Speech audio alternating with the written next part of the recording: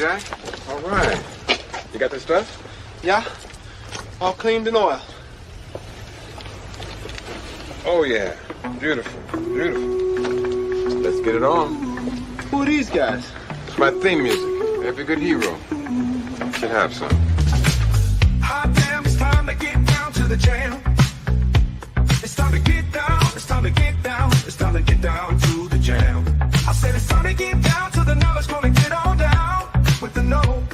On the morning coffee show, on morning coffee with Keith, here on Pop Culture Minefield.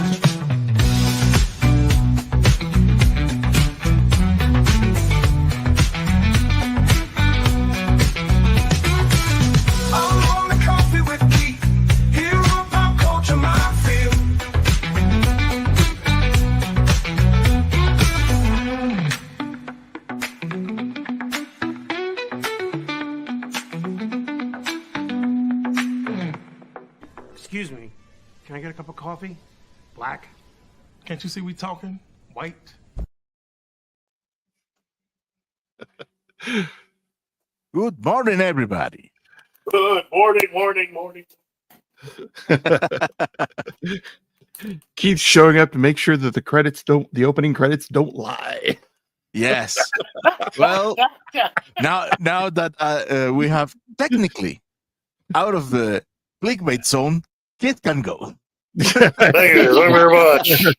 I will be one of the audience today, and look at how well run this is going to be without me. Now, I know you are on limited time here today, Keith, so I would like for you to continue the great conversation we were having just before the show about those news on revivals of 90s show. Yeah. It seems like Hollywood wants to continue a lot of what the 90s was about by focusing on bringing back certain shows. And as I was saying before the show started, you've got Hercules and Xena that were very big in the 90s. And there's been talk of doing a Xena revival. And of course, everybody's been, or at least I've been checking out all of the news that's been coming out about the return of Buffy. Right. And so if you want the latest and greatest, just check out Sarah Michelle Gellar on Instagram. She is happily posting stuff, including the, I think the one that got a lot of people excited was the big training thing where she and the new actress, that the new Slayer, were training together. So it was kind of cool and kind of weird at the same time to see Sarah Michelle training alongside the new Slayer. And to a lot of guys, I mean, she looks like she has not aged a day. I am one of those. Yeah. Man. Bearing in mind that this was almost 30 years ago that it started, And the actress that played Kendra, who was the original first Slayer after Buffy died the first time, spoilers, but that's season 1. That actress, they did the same thing with her and found out she hasn't aged a day. I don't know what it is, but both of them just they just look great, Maybe they are real Slayers. That's not how that works, buddy. That's not how that works. Right. The question is Kendra coming back in the show, because they've been talking about even dead characters coming back. Yeah, Sarah Michelle wanted everybody to know that as far as she's concerned, she wants as many people to come back as possible, and that includes anybody that may have died, which is the reason why Charisma Carpenter reached out and started talking, because her character didn't quite make it all the way through Angel. Yeah. And so, look, as far as I know, with the exception of David Boreanaz and one other actor, everybody else is pretty much either a yes or have yet to be a yes. Right. So, Xena, Buffy's going to be big. Buffy's going to be huge. And it's looking like this is it's going to be a continuation, but also kind of a reboot in that it's going to focus on a brand new generation, but it's going to have a healthy support of a lot of the characters that we've seen before. That's I'm glad it's doing like the new Ghostbusters newer Ghostbusters movie did in rooting itself in its own past, and I like that. Yes, that's the only way to go. And again, they're doing all this without Josh, right? So, Now, this coming from Real Popcorn, and by the way, good morning, Real. I don't see James Masters returning. Yeah, it's difficult because he's a vampire. However, and I don't know what you, Ben, and Keith think about this. In the end, the last episode of Angel, you have that having two ensouled vampires was going to break havoc because the prophecy talk about just only one. So Angel, he forfeits being his redemption, leaving only Spike as a vampire with the redemption in his future. Maybe we can have a Spike reincarnated as a human. Well, maybe that's really going to depend on where they want to start this, because they continued all the storylines in comic book form, and those that are big Buffy fans know that season 8, 9, and 10 were continued in official comics. With comic storylines and continuations. My big thing is, are they going to? Because as far as Joss Whedon was concerned, those were official, because those were being done by both him and some of the writers from the TV show, and just continued in comic book form. And so, as far as he was concerned, that's canon. So the storylines, especially season 8, that was exciting because that got covered in USA Today. They did a big spread as soon as they put that out. And then we're talking this is like a year and a half, almost 2 years after the final episode, I think, is how long they waited. But they went ahead and just continued everything, and then they turned around and did the same thing for Angel. Because when we last saw all the characters, things are looking kind of dire for them. So, this is it. If not Buffy focused, then it shouldn't be called Buffy. No, it's not called Buffy. They're using that as sort of to catch the attention. The name of the show will probably be different, but Sarah Michelle Gellar is coming back to play Buffy. Yeah, I'm seeing this show. I'm preparing to watch this as if was oh my God, Batman Beyond. Buffy playing old Bruce.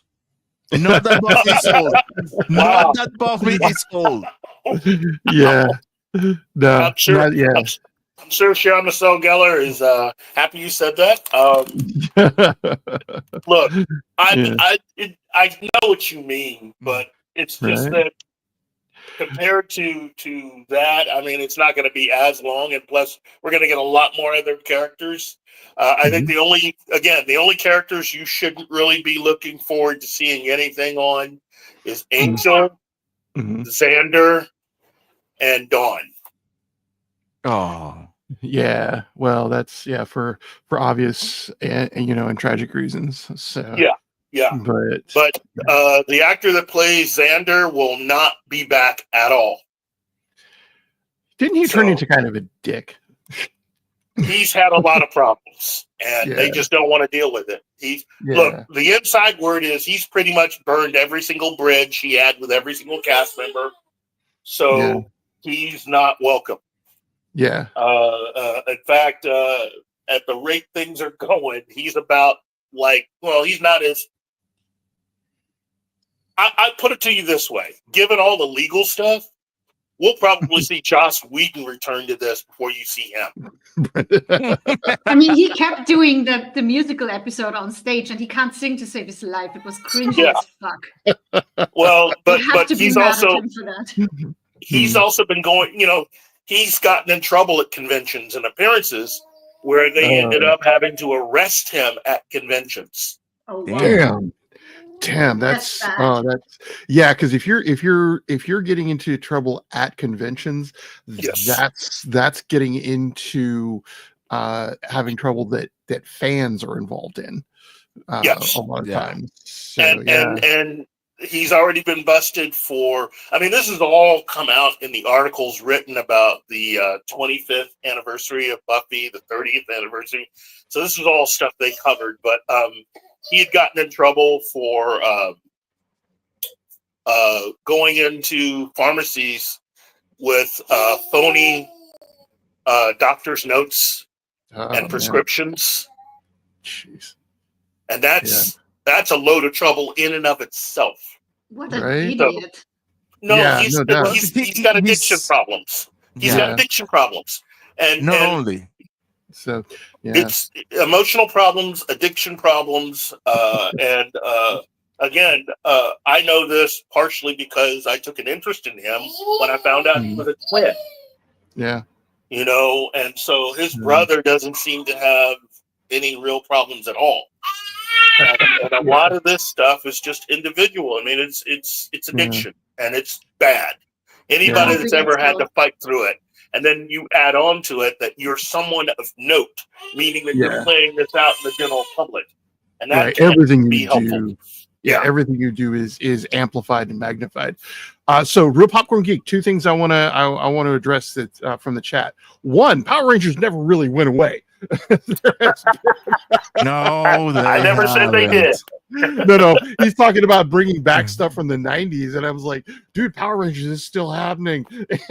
Well, that movie that they put out a few years ago was really meant to start something else. I still, from what I heard, they were hoping that it would be a little more successful, mainly because they were hoping to franchise the heck out of it. Right. And that led to some other problems. Right. But yeah, and then just as far as Disney ignoring stuff from the expanded universe, the writers have been sneaking that crap in, man. Well, yeah, no, Republican, you gotta get what you're saying. I just like the Power Rangers are just that is one of the more enduring franchises that I've ever seen.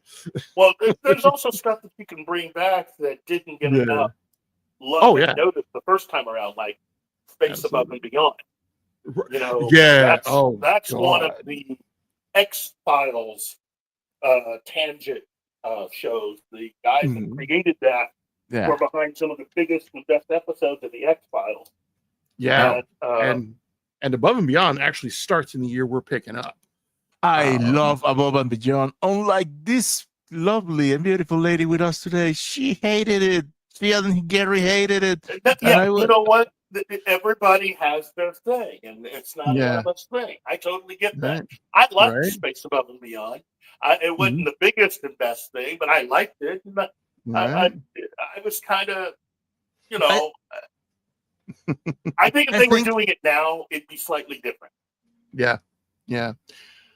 So I think that they should rework it to make to polish something. Yes, it was rough around the edges. I don't think it deserves all the malignment that it has received.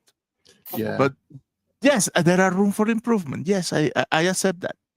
Yeah. Plus, it has you have Lee Army in there. I cannot pronounce that man name a man that I love, but okay. Lee Army, yeah. Army, yes. We had him. How could you not love a show with him?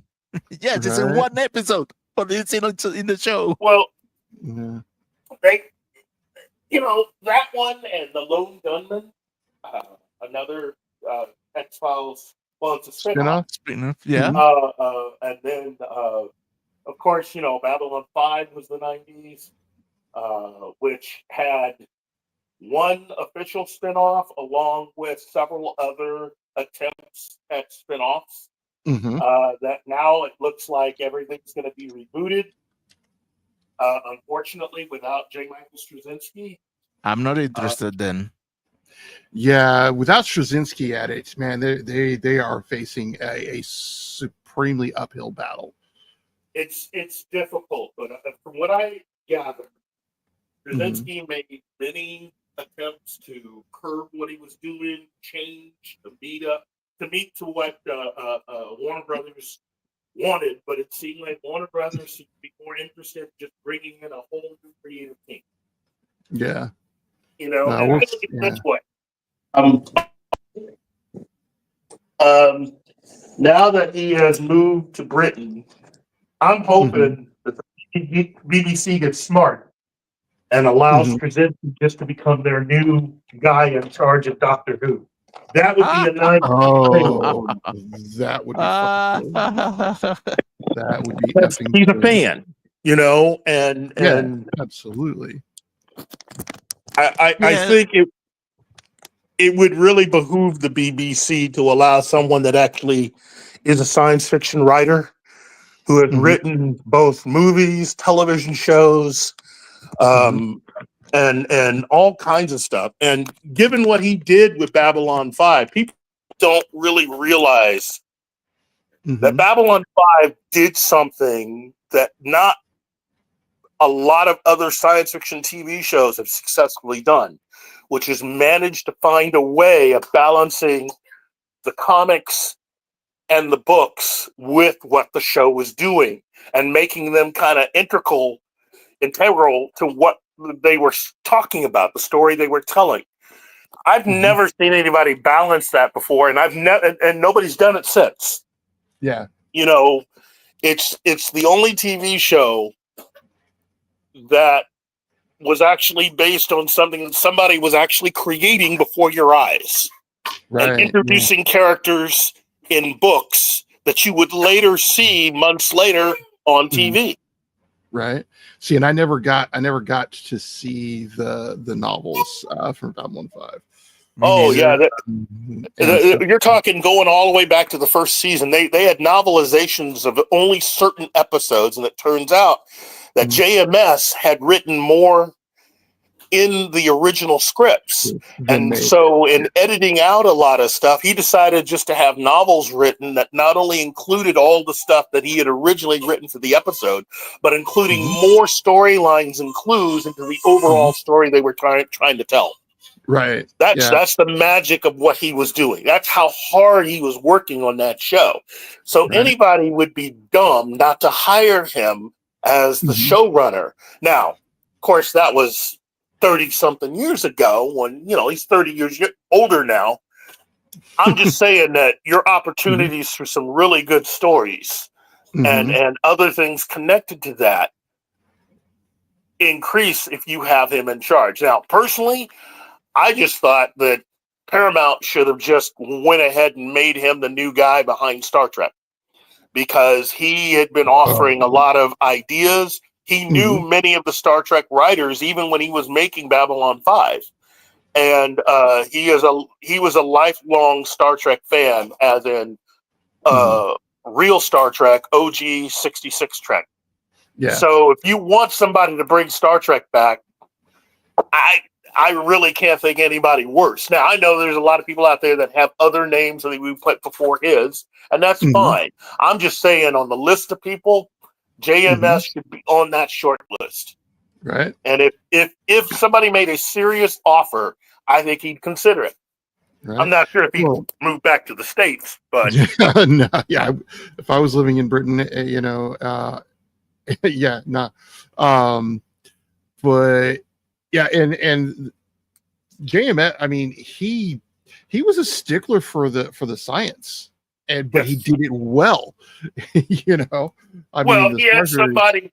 He created the position within his staff. Somebody that would be there to whip everybody else into shape and to make sure they stuck to telling really great stories. Mhm. Because I think he knew at the time that running a show is difficult, and Yeah. that the writers were going to write and do their thing, Mhm. and bringing in a science fiction author of note to be your kind of major domo, to be Mhm. the guy that would whip everybody into shape as Mhm. your advisor, Right. although his real job was to pretty much yell at everybody and when they and and bringing in who he did, Harlan Ellison. Yeah. You know, I Ellison forget- did. Ellison's part of that formula success. Yeah. You know, you have to give him some credit because Ellison made sure that everybody stayed on target. Yeah. Yeah. And yeah, he was one of the, one of the early, masters of science fiction. Yeah, he was one of the early names. So yeah, when Harlan Ellison yells at you, it's like 2 minutes of Harlan Ellison saying, yelling at you is like a 15-minute tirade from Arlie Ernie. Yeah. But there are times when even insulting you, you would even have to at least admire the fact that he would have such a great way of insulting you. Exactly. Yeah. No, he's. I got to meet Ellison once later in his life at Archon, and yeah, I missed out on meeting him because he was always one of those people that I always wanted to meet. And given look, Ellison, I know he's very divisive, but I can't think of another author in my lifetime that has won as many awards for their writing as Ellison had. You know, he's a very difficult person to replace if you're going to bring back Babylon 5. And if you don't have someone like him working with you, then it's not just the fact that you're missing JMS, it's the fact that you are missing a science fiction author who is well-read and as dedicated and as strong as Ellison was in getting the job done. Because nowadays, everybody needs that. After what Bo DeMayo has put out there, I'm thinking that pretty much the problem with Marvel is really a problem with all of Hollywood. They really don't like us. That's the only thing that actually works overall. The people currently running Star Trek don't like you. Yeah. The people currently running Star Wars do not like you. The people currently running Marvel do not like you. But that's okay. We don't like them either. Yeah, well, but that's the reason why everything's not good.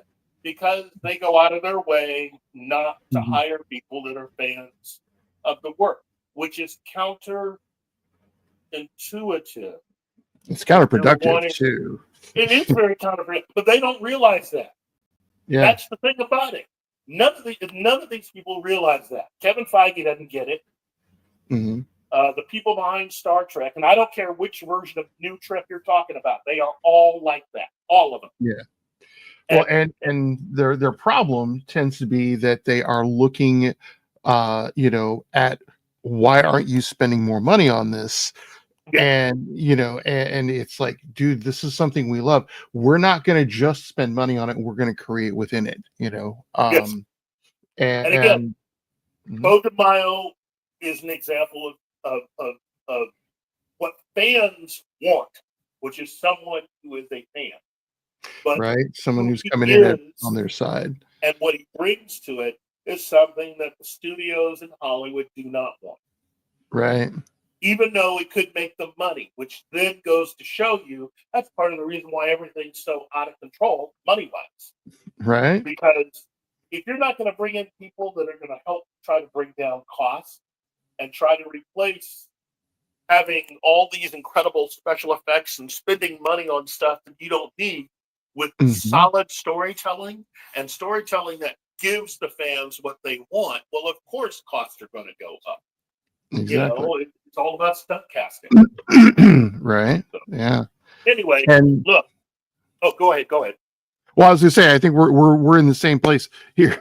It's 95 is coming up, man, with where we're starting today. Yes, 95 was a good year. Mm-hmm. It's when my boys were born, and I got to say that a lot of really cool shows started in '95. Mm-hmm. I think it was Hercules: The Legendary Journeys starting in '95, and that's a show that I do not see coming back. But there is rumor, as I said before, that they're trying to bring Xena back, Mm-hmm. or at least trying to do a new version of it. Right. But yeah, it's going to be interesting to see what from the '90s comes back. Yeah, absolutely. Yeah. Anyway, And I do have to go though. I would right. love to stay. Look, I'm going to listen for the rest of the episode. Everybody, let me just say this. There's a reason why I wanted Ben on this show, and you guys are about to see one of the other reasons. Again, as I said, Martin's the man, and look, I just consider myself lucky to do anything with all you guys, including Anima, because you guys are so good at what you do.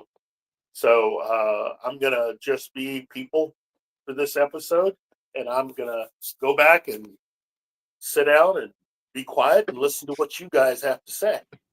So All right. talk to you next time, okay, everybody? Okay. Bye, good. Thanks for Bye-bye. getting us started, Keith, man. And Bye. now the audience is stuck with us, the professional amateurs. Yeah. Yeah, as I say, now it's like he's gonna come back and the apartment's on fire. Yeah, yes, Tom. He has a previous engagement for today, so we were lucky to have him for some minutes. Right. He has previous engagements in that he is taking care of very important people today. And as a You can say granddad, it. He's taking care of the world's luckiest grandbaby. that is true. That is true. That kid is going to grow up knowing more about pop culture just by osmosis and movies and Trek than that child is going to be blessed in Super terms of nerd. Yeah. right.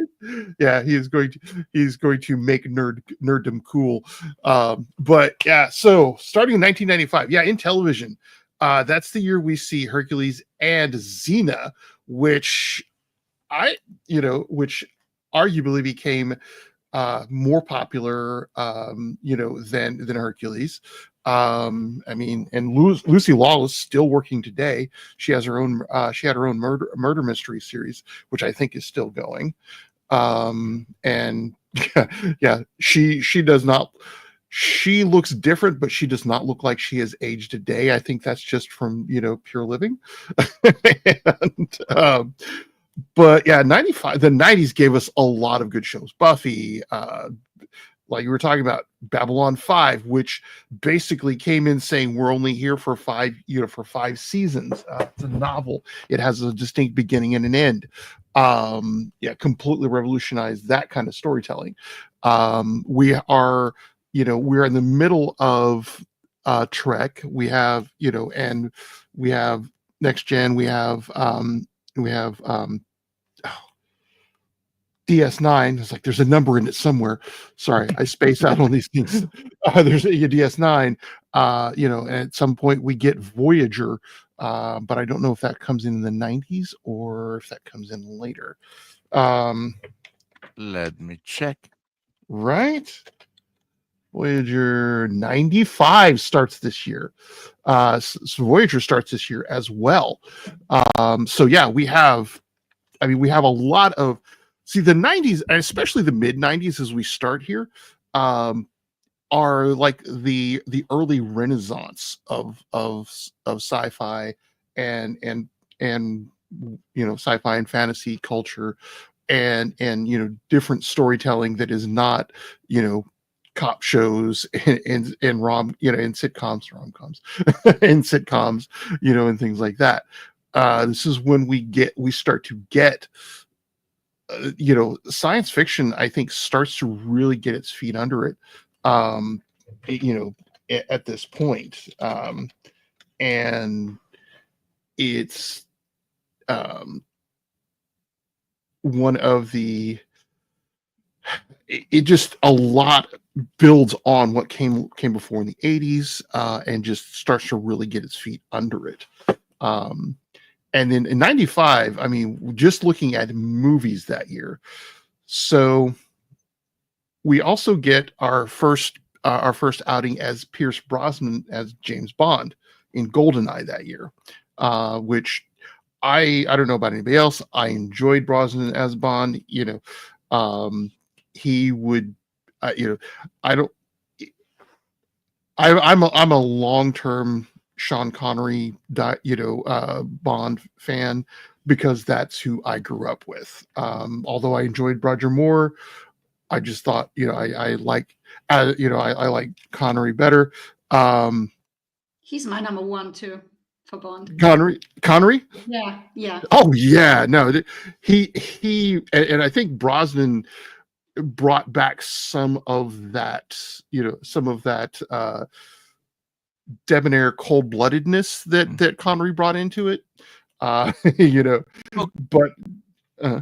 okay, coming from a notorious Bond hater, mhm. aka me. Yeah. My favorite Bond, Mhm. and mind you, I have never read the books, but when you see the type of things that character has to do, Mhm. In my headcanon, I conclude that the best interpretation of the way I see Bond comes from Dalton. I have more love for Dalton than I say. I enjoy Dalton. He did a good job. I think his entries lacked something in it, but it wasn't Timothy Dalton. It wasn't Bond. It was the He's the most script book and accurate though. He is. Yeah, I agree. Adam, that would speak well of me then, because I haven't read the books, but I think that is the way that characters should behave. Yeah. My number two, and don't hate me, my number two would be Craig in the first movie. Oh God, I hate because him. he has the same killer attitude that Dalton had. I think I think Craig had the same killer, the same, coldness. The same coldness. I think there's some things about Craig's, I think the movie, but also the way they let Craig play him that didn't match Brosnan. He doesn't have Brosnan's charm. That's the other. Brosnan would be my third one, because he is not that cold. He's not. He is not that cruel. Bond has an element of cruelty. Well, yeah, just the way he says his name, Bond, James Bond. It's just like there's a whole paper written about that particular introduction. We have this one, yes. I could say I could see that real popcorn. He says that the audience wasn't ready for Timothy Dalton. I think you're right. Dalton's and I blame Roger Moore for that, because he made people being used to a cheeky, always telling jokes Bond. Yeah, and Moore was more of a comedic actor, and he relied more on the gadgets, which is one of the things I liked about Dalton's Bond and Connery's Bond, is that they weren't gadgeteers. Connery's, I think Connery's favorite gadget was, the suppressor for his pistol, which were bigger than the gun. Well, they tend to be, The Walton is that is a piercing machine, man. I'm sorry. But yeah, and Tom Baker, Virtuosity, seeing you calling out that in the comments. Virtuosity is one of the movies on my list for that year because it broke ground. Yes, Virtuosity is on. Yeah, I sent Martin a long list of things. Dude, I dislike that movie so much that I think that's the reason I didn't see it. But yes, it is there. My subconscious tries to nope. Yeah, it was. And here's the thing: I listed on there not because I particularly enjoyed it. That's one of two movies that it was Denzel. Is it Denzel Washington in that one? Yes. Okay, yes. Yeah, and Denzel Russell Washington. Crowe, my Right? God, how could they do that to me? Right. That's one of two Denzel Washington movies that I absolutely loathe. The other being Fallen, simply because it relies on a narrative trick that I hate. But Virtuosity, the reason I add that on the list, because Virtuosity was one of the first movies that goes into virtual reality, that begins to show us, kind of where the limits can be pushed with, because we've seen personalities downloaded into the computers before. Virtuosity kind of turns that into almost the internet before the internet, because also in the 90s the internet is just now. I have to catch you there because we have a precursor from virtual reality movies in '92 with the Lawnmower Man movie.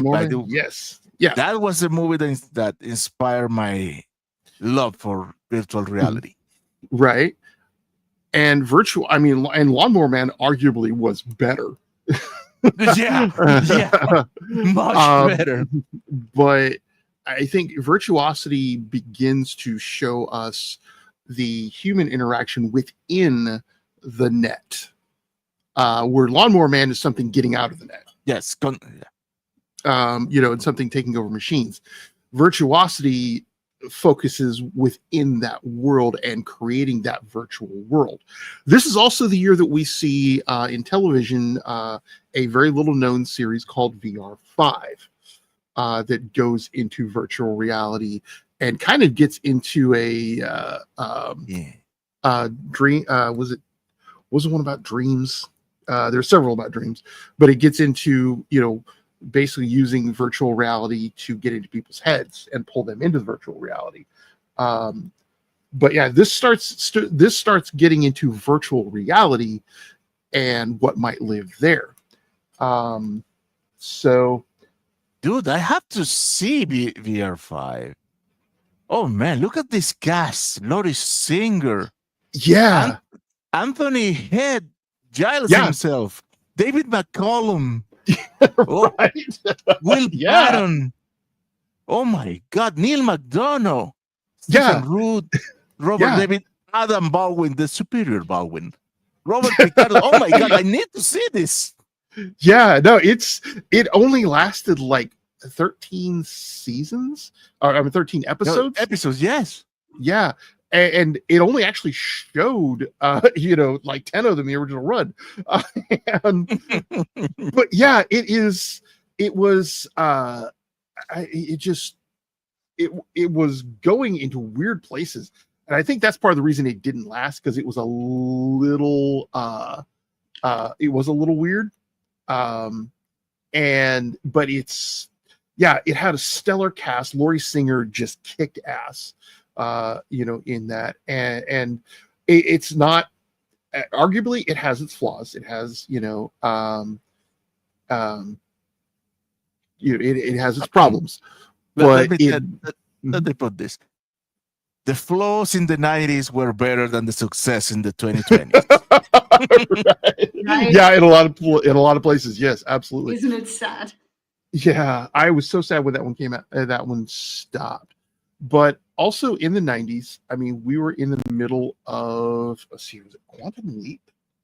Because I remember watching the original Quantum Leap starting, because it starts in Quantum Leap starts in 89 and goes for what, 10 to 93 basically.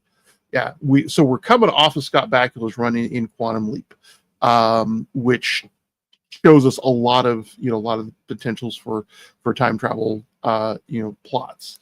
But this is the year that we also get start to see some of the more sequels for the action movies. We got Die Hard 2 with a Vengeance. We have and we talked about a lot of Die Hard movies basically being adapted last time. But we also get, Bruce Willis was very busy this year because that's the year that he also gives us 12 freaking Monkeys, which yes, oh man, and stellar, because that whole thing was very much, first of all, Terry Gilliam, which I have to say he does some very.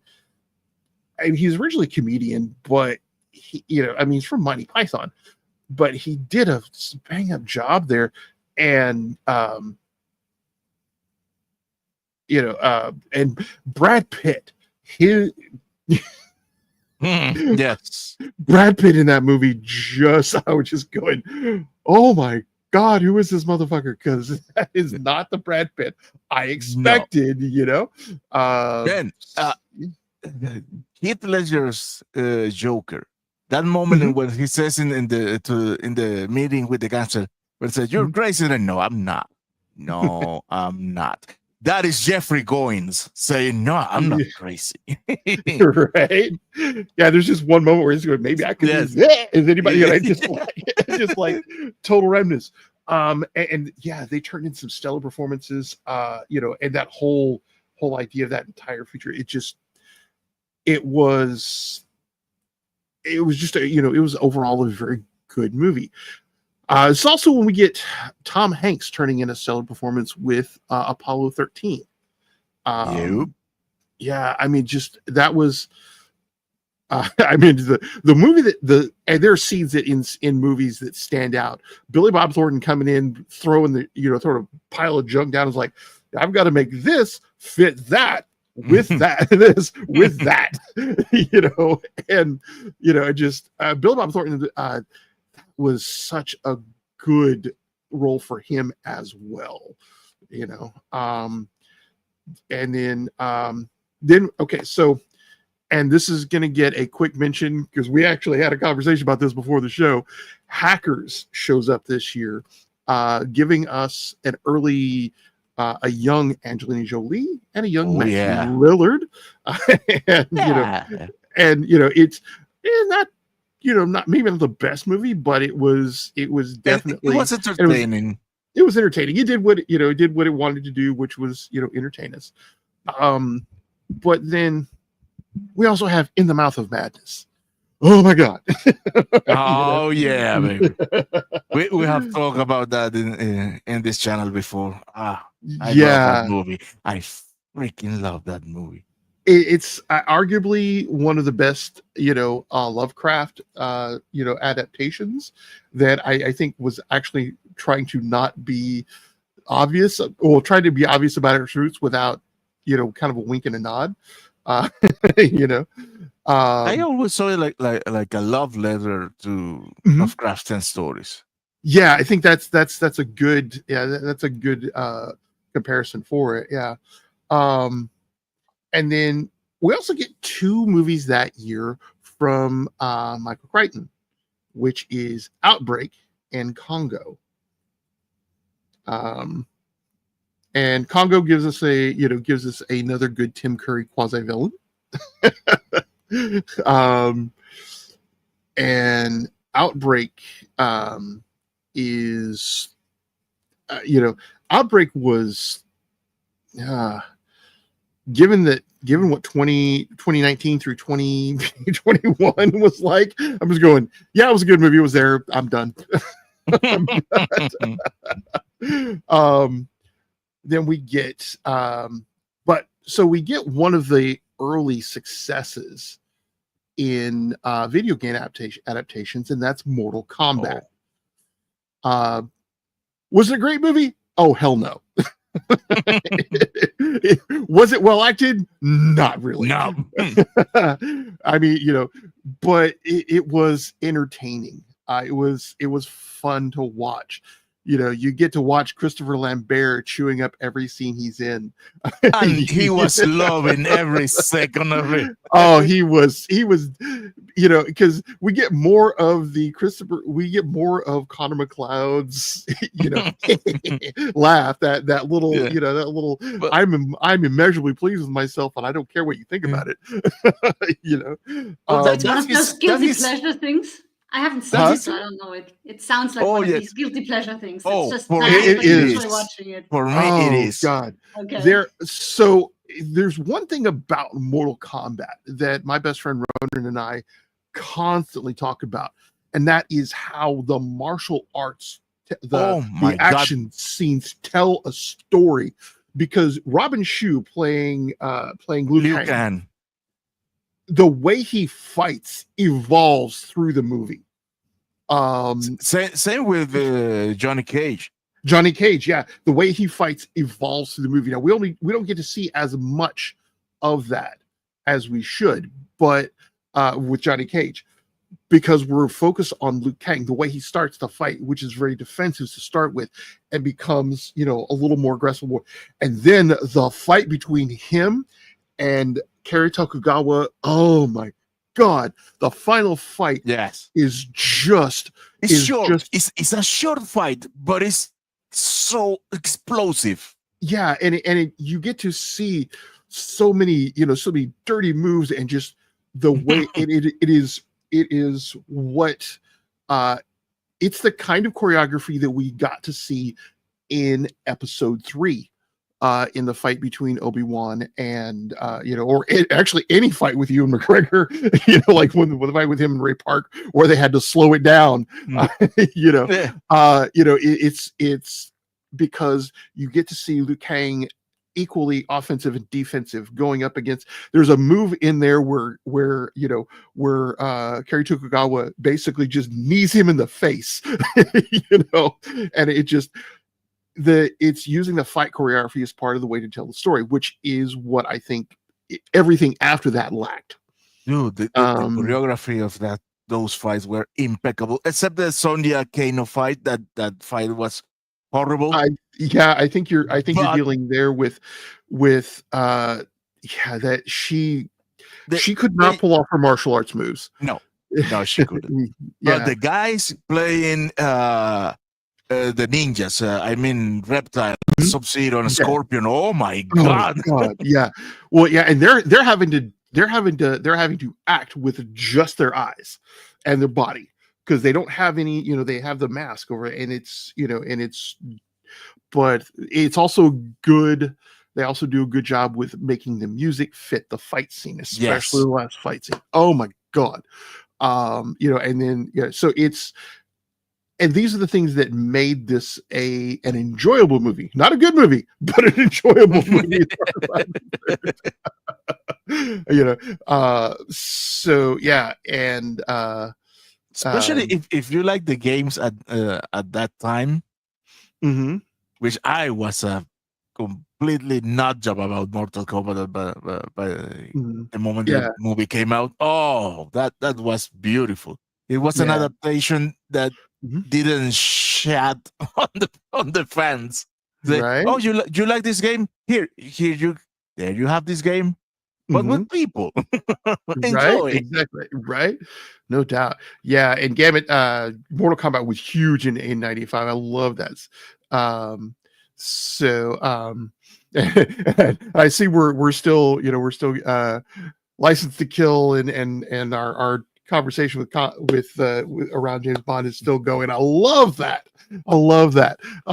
So Well, yes. Once you say that name, oh man, people will cling to it like a dog to his bone. right. I'm not letting this go. Well, yeah, and they shouldn't. So, but coming back to Christopher Lambert or however you want to say that, Highlander 3 comes out that year, which should have been Highlander 2, and to its credit, completely ignores Highlander 2: The Quickening. That's the best title I have for that movie. Oh well, yeah, and because we're not really human. We're from the planet Scheist. I mean Zeist. Dude, bringing Sean Connery back I just know. for that. Yeah. Just for that. They should. Yeah, no. But there are 100 different ways that they could have reincorporated Connery into that and made it work, made it believable, and not. Yeah, no. So they took, and the thing is they took two bad movies and made one movie even worse. But Highlander, right? Yeah, no, because you have two completely different plot lines going on with the whole alien thing, and then with the whole Highlander thing, and I'm just going, oh, yeah, yeah, no. But Michael Ironside, oh my God, right? Talk about wasting beloved actors. Well, you got to understand, Michael Ironside. That's kind of what he does half the time. Is he will go into a bad movie and make it palatable because he's in it, or slightly more palatable. But Highlander 3 rightfully figures out how to make a sequel to Highlander without ignoring without completely ignoring without completely ignoring the prize thing. Because they show that there was one immortal who wasn't around for 10,000 years because he was buried in a cave. So which works. But God, yeah, we have so many. And speaking of bad movies, at least movies I did not find good, and I don't think anybody else did. Judge Dredd. Stallone takes the helmet off and completely destroys the whole point behind Dredd, behind Judge Dredd. I am the law. So that part wasn't that bad. When he talks, he is Dredd. Problem is when he took that helmet that makes anyone seem like a true badass. When he takes out that helmet and you can see Ryan Stallone, oh my God, no! And then they call him Joseph. Hear me, Joseph. Yeah. Oh, no, he is Dredd. He is fucking Dredd. That is it. Well, and he's too clean shaven through it. Dredd is always, wait, Tom and Ben. I would say that this is the same case with Mortal Kombat. The movie wasn't good, but it is fun. Yes, it is, and at some point you learn to love it. Right. And it was, like I said, was it a good movie? No. Did people enjoy it? Yes. And yes, Armand Assant was like the Nicholson in Batman '89. That movie was Assant's performance was what made the movie. That he was, of course, he was chewing up all the scenery. Oh yeah. But man, that was a good villain. Right. Pardon me. But yeah. I mean, and there were things about it, that they brought in that I like the APC robots and shit like that, which was but it looked cool. Oh yeah, no. Absolutely. And it was, it did what it needed to do. But it to me, it committed the cardinal sin of stepping too far outside like the long walk and all that. Oh my God. It was a fun movie and it was trying, but it failed to capture the real spirit of Judge Dredd, which is what I think Carl Urban's movie, Indeed. it did. But that's, but then we get, but then we go on to, what do we got here? What have I not covered? Okay. So speaking of movies I enjoyed that may not have been good, that a lot of people probably hate, Tank Girl. Fucking loved Tank Girl.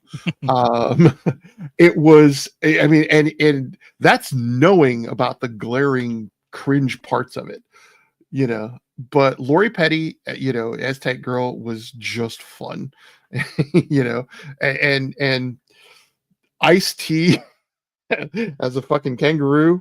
And playing a cop, which, presaging his, his entry into the Law and Order series and everything. It was just fun.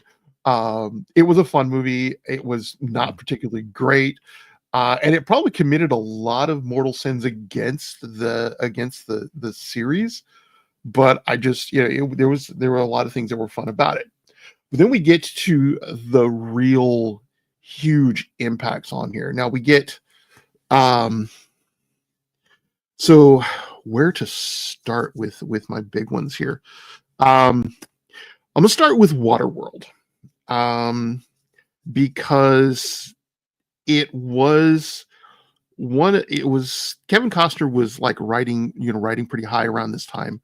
And this is where he starts trying to be Clint Eastwood. In that he's playing characters who have no name. Because in Waterworld, he's just the mayor. We don't have an actual name for the character. So we're, and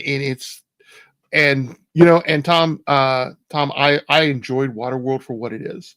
It was a good apocalyptic film, and you're not going to convince me that Dennis Hopper was not the real star of that film because he stole fucking every scene he was in. Man, I couldn't with that movie. I saw it from beginning to end because, as I told you, I was in for a time in my life up until recently. I was, if I started, I'm gonna finish it, even if I don't like it, even if I'm not liking it. No, not anymore. I'm not getting any younger. I want I want to spend my time watching things that I like. Right, exactly. But, oh man, Waterworld. Maybe I am too nitpicky. I'm not gonna be an apologist of myself. But when the movie started to lose me, the moment in which he submerged and gets a rope, a natural rope, not synthetical, a rope which has been underwater for 300 years. Yeah. No way. Okay. That doesn't exist. That is dissolved eons ago. But then he gets the rope, and the rope is A-okay. And I said, no, we're on a bad foot here. Right. And then, it does break immersion. And then the end, in which, for some reason, he's escaping, and the three villains or henchmen are following him on water jet skis. Yes, but he had a head start. The three guys start at the same time after him, yet somehow they managed to round him in a perfect triangle. How the hell did the guy that in front of him got in front of him teleporting? Nah. And then they are all coinciding to the same point.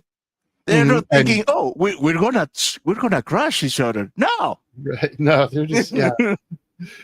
And it's, I mean, like I said, there's a lot of there's a lot of inconsistency in the movie, but I think It has things that I like. For example, that humans are not accustomed to the soil bit not moving. Mhm.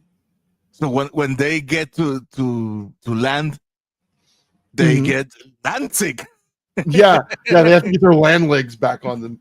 And, and the whole, the sets and everything. It was, I mean, he put a lot of effort into it, and the Mariner though wasn't particularly likable, and he didn't get much better.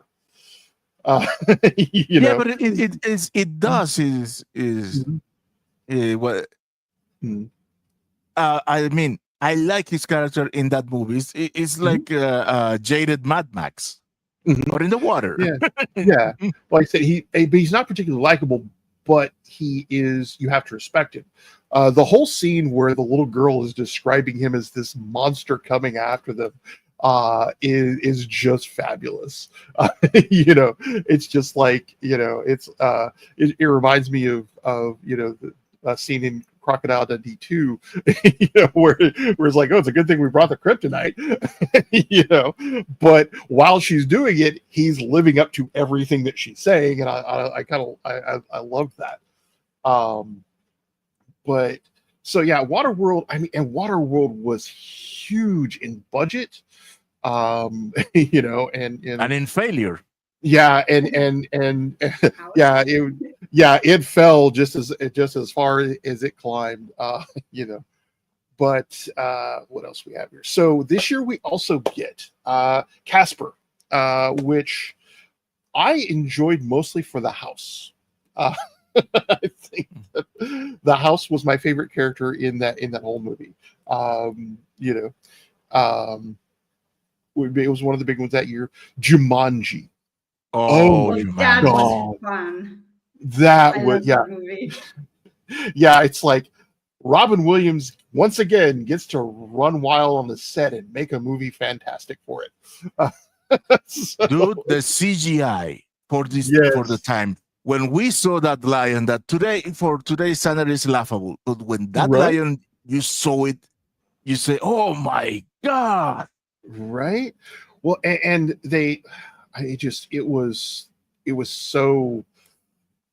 it was really well done in and of itself. It's just because Robin Williams in that movie manages to balance comedy with pathos, with the tragedy of him. And I loved him for that. I think it was a precursor to things that would come later on with him. Just because he just gets better. He's one of those actors that never loses his roots, but continues to improve throughout his career. I can't think of off the top of my head any of his movies that I've ever watched that I didn't like on some level and that I didn't just adore him in. He's just so good in everything. He really is. He really is. And I think it's because overall he loves what he does, and but there's that energy of him. I think we see that finally ended up being, is him desperately trying to find something, something worthwhile. Trying to be that light in the darkness that he was carrying around with him. So yeah, that was, I mean, if I had to, it's Jumanji was just was a great entry for him, because everything he does always comes back to bringing something to someone else. So we get Toy Story that year as well. Because we have so much to cover. Toy Story, one of the first CGI, one of the first Pixar movies, if not the first Pixar movie. Full movie, yes. Until then, they had only made the short. Yeah, if I recall correctly. Yeah.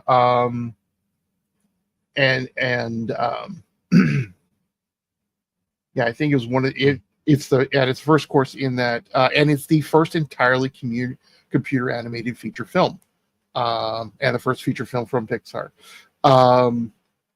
And oddly enough, given that we were talking about Buffy, it was written by Joss Whedon was one of the writers on it. But yeah, great voice cast. You know, first of all, Tom Hanks, in yet another good film coming out that year. Tim Allen, Annie Potts, John Ratzenberger, Don Rickles when he was Wallace Shawn, and Jim Varney in that. Just some of the bigger names in it, and it was a great mythology that it built into, and it started an entire franchise. But again, it gets special mention because it is the first completely computer generated film. But the one that I have to bring out here. Oh, wait! Before you go there, there's an anecdote with Toy Story. We almost couldn't have Toy Story. Almost. Okay. Yes, because they had a computer tragedy on the studios, and they lost everything. Oh my God! Really? Everything. Oh God! Damn, yeah, they didn't have backups. They didn't have anything, but they had an overzealous animator who was taking daily copies of it to tinker it with it in his home. So he had the backup. Yes, he was the backup. Imagine being that guy, especially if you're just doing something you're not supposed to, going, guys, I can save the film. We don't know if firing you or promote you. Right. So, okay. So before I get to the one that I think really just, was the big one for me that year. I've got to mention Gargoyles, which came out that year, which is the Star Trek Next Generation's side project. Because Next Gen had ended in '94, so you have Jonathan Frakes, Marina Sirtis, in Gargoyles, which still going on, and gives us two of my favorite tropes, which is the Xanatos Gambit, which the whole idea that no matter what you do, I win. You win, but I win. And then also Xanatos Speed Chess, whereas no matter what you do, I react faster than you do, and I still win. So, but yeah, I just love the characters there. Goliath was a particular anchor for me during a very weird mushroom trip at one point. So, and yeah, and Gambit, The Visitors, I'm not aware of that movie, but it is a good example of things that were released elsewhere that didn't reach the French movie. Yeah. Time traveling movie with Jean Reno. Yeah. And it's just like, it's one of those things. We do see a lot of that with, good films that everybody else, managed to not spoil for the entirety of the US. Because we don't. But yeah, so 95 is not the peak of the 90s. It's just exactly what it is. It is the midpoint, because we get 96. We get to 96 and we start seeing the blockbusters. And we see some, we see so much going on in 96. So 96, God, so much going on here. Where to start? Okay, I'm going to start with one of. Start with the list. I kind of actually had to go backwards on my list here. I'm going to start with one of my favorites, simply because I was a fan of it as soon as it hit sci-fi, and that's MST3K the movie. And I think that holds a special place in my heart because it's basically one of those little public access shows that went big. Got its starts in the 80s and just took off. It is in the vein of Dr. Demento in that it references and roasts pop culture, and it takes a fun premise and just loves it. Just loves what it does. But yeah, no, okay. So I want to start here with Train Spotting. Yes. Right? Yeah. Train Spotting. Oh my God. This is a film that I have never actually seen all of because it is not within my genre. But the concept of it is so very hard, and it's where I first became aware of Ewan McGregor. And it is a good film. It is a hard, it so much personal tragedy in it. It's not huge. It's just one guy trying to get his life back on track, But yeah, this is where we see, this is where we see several that are so bad that they become their own thing. We see Solo, not a Star Wars story. No. But perhaps it's a Marv M. Peoples entry, and it may perhaps should have been a hint of this name is cursed. Because... Wait. Mm-hmm. Funny story. Being in Venezuela, I didn't get everything on schedule, or even it didn't get to there. So my funny story is this: I saw Trainspotting way after it was released. I think I saw it in '99, and I saw it going under the influence of The Full Monty on 97, which I don't see in your list. How dare you? The Full Monty. Well, when we get to 97, I will take my soapbox and talk about the Full Monty.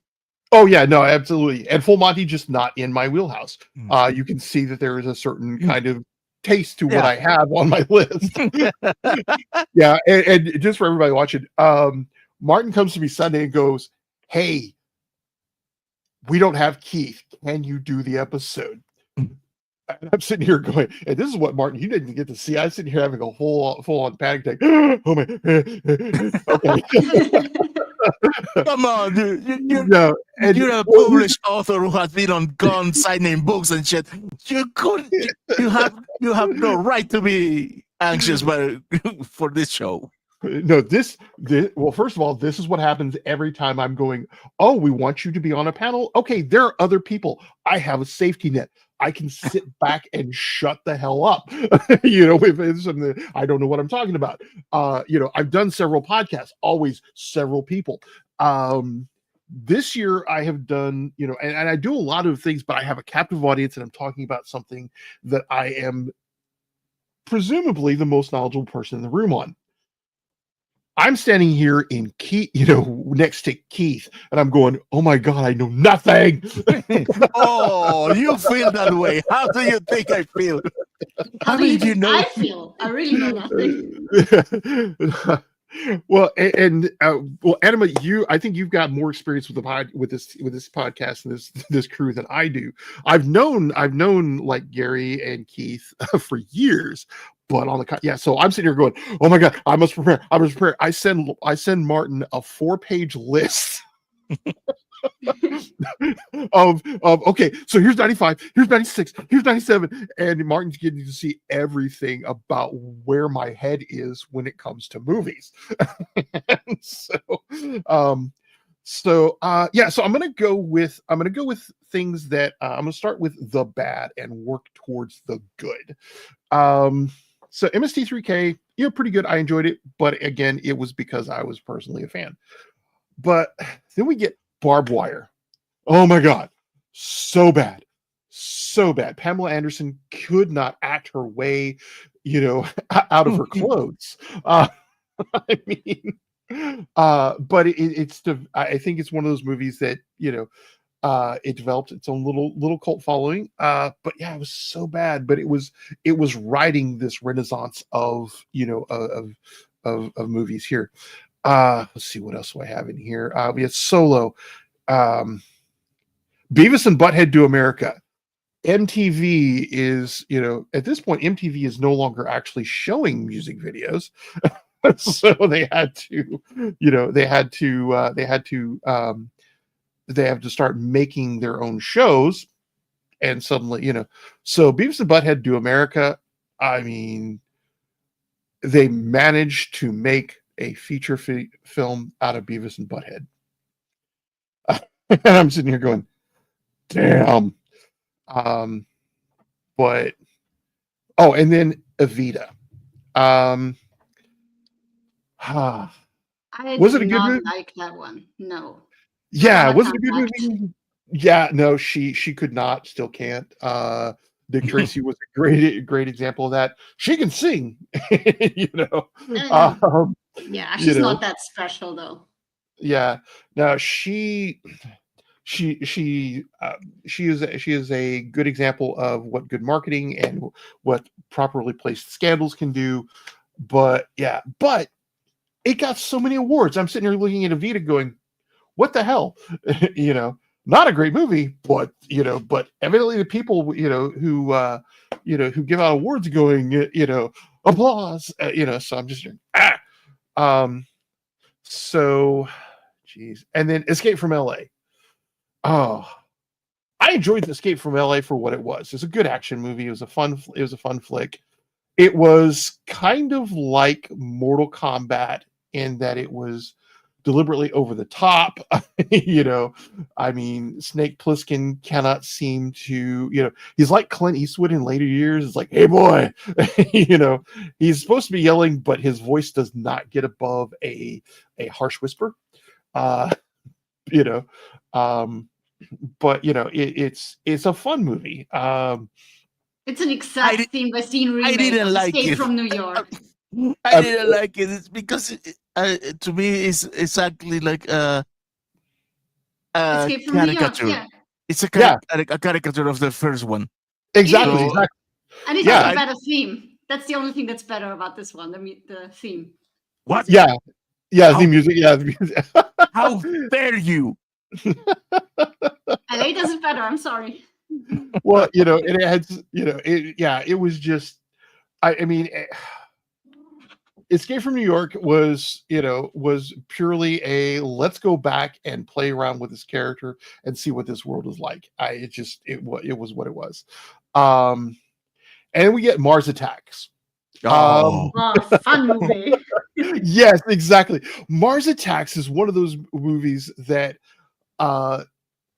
leans into what makes it bad, and that makes it good because it's deliberately trying to be a bad movie. You that movie ends and you say, the director was on something when he did this, and I want some of that. Right, no doubt. Yeah. I mean, the was it Tim Burton or Danny Elfman's girlfriend, the character she plays, that fucking weird swaying walk. I'm just going, yeah, that's and it just it was a total send up of of the movies of the day that it was based on, and where it's one particular guy's music that just explodes their heads, and it's just like, it was trying so hard to be bad that it became good. It became just hilarious and very, very very, very entertaining.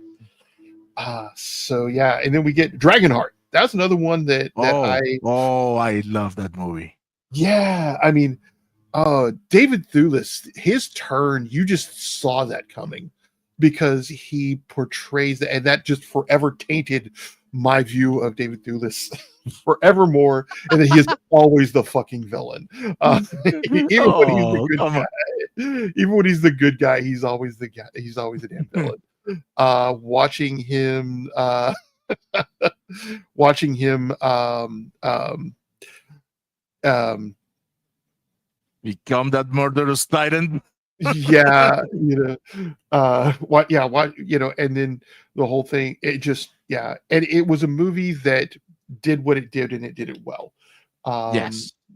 And for Dennis Quaid, and the Scottish Dragon's Emperor. yeah.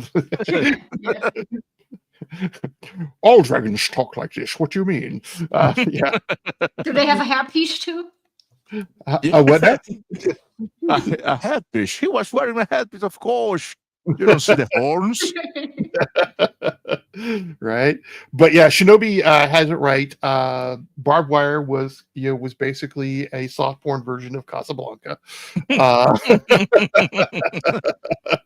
Shinansky.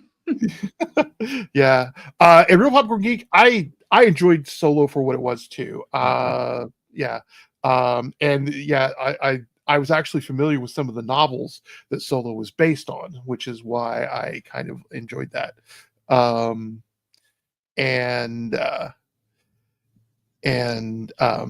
see, Real Popcorn Geek, that's the thing, is Barbed Wire is one of those ones that becomes a cult classic, not because of Pamela Anderson's acting, but because of what it is. It's it's actually a setup of something that was really good.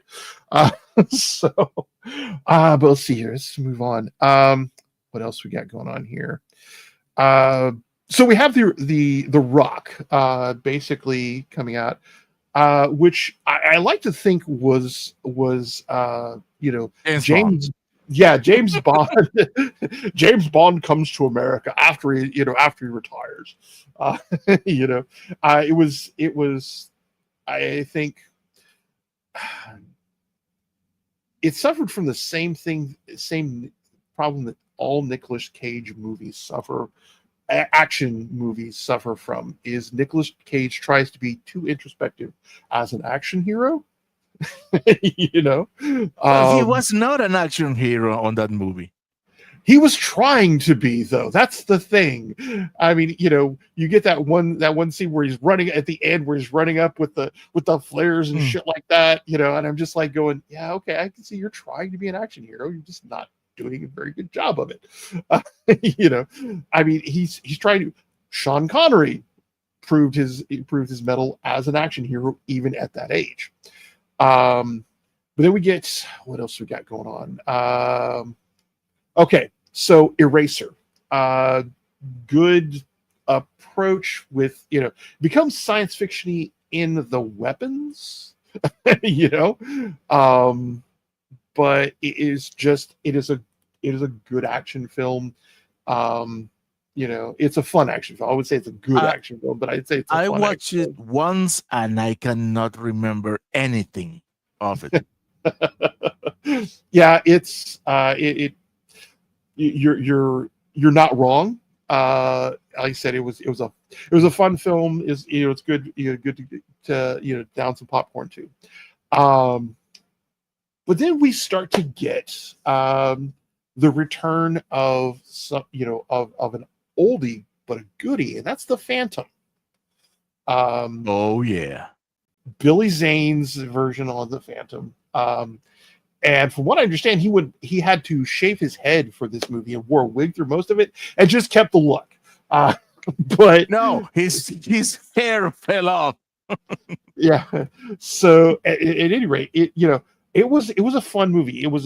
And they did what they did with The Shadow, is they set it in its own time, in its original time, and kept it true to what the Phantom, at least the spirit of the Phantom, even if they deviated from it.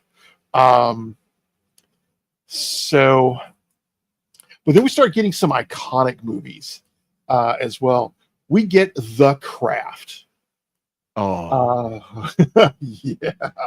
That was another hacker moment with me when I saw Fairuz Abal for the first time. I say, oh, right, yes. Oh, Well, the craft and whether you like it or think is good or whatnot, the craft had that impact throughout the 90s on pop culture to the point where even into the 2020s or whenever Katy Perry released Dark Horse, it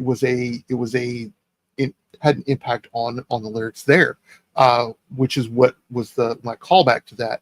But yeah, it was very much a coming of age, coming into our power thing, and it kind of set the stage for, I think, better movies that came along later. One of my favorites later on, being Practical Magic, and which I think there's a sequel. There's a sequel that's being done. And then, okay, so my next entry here. Go ahead. Yes, Fenoski's very, very right here. Charm ripped the oh hell the yes craft off. Oh My god. hell freaking yes. And that is what the craft led the way to, was series and things like that.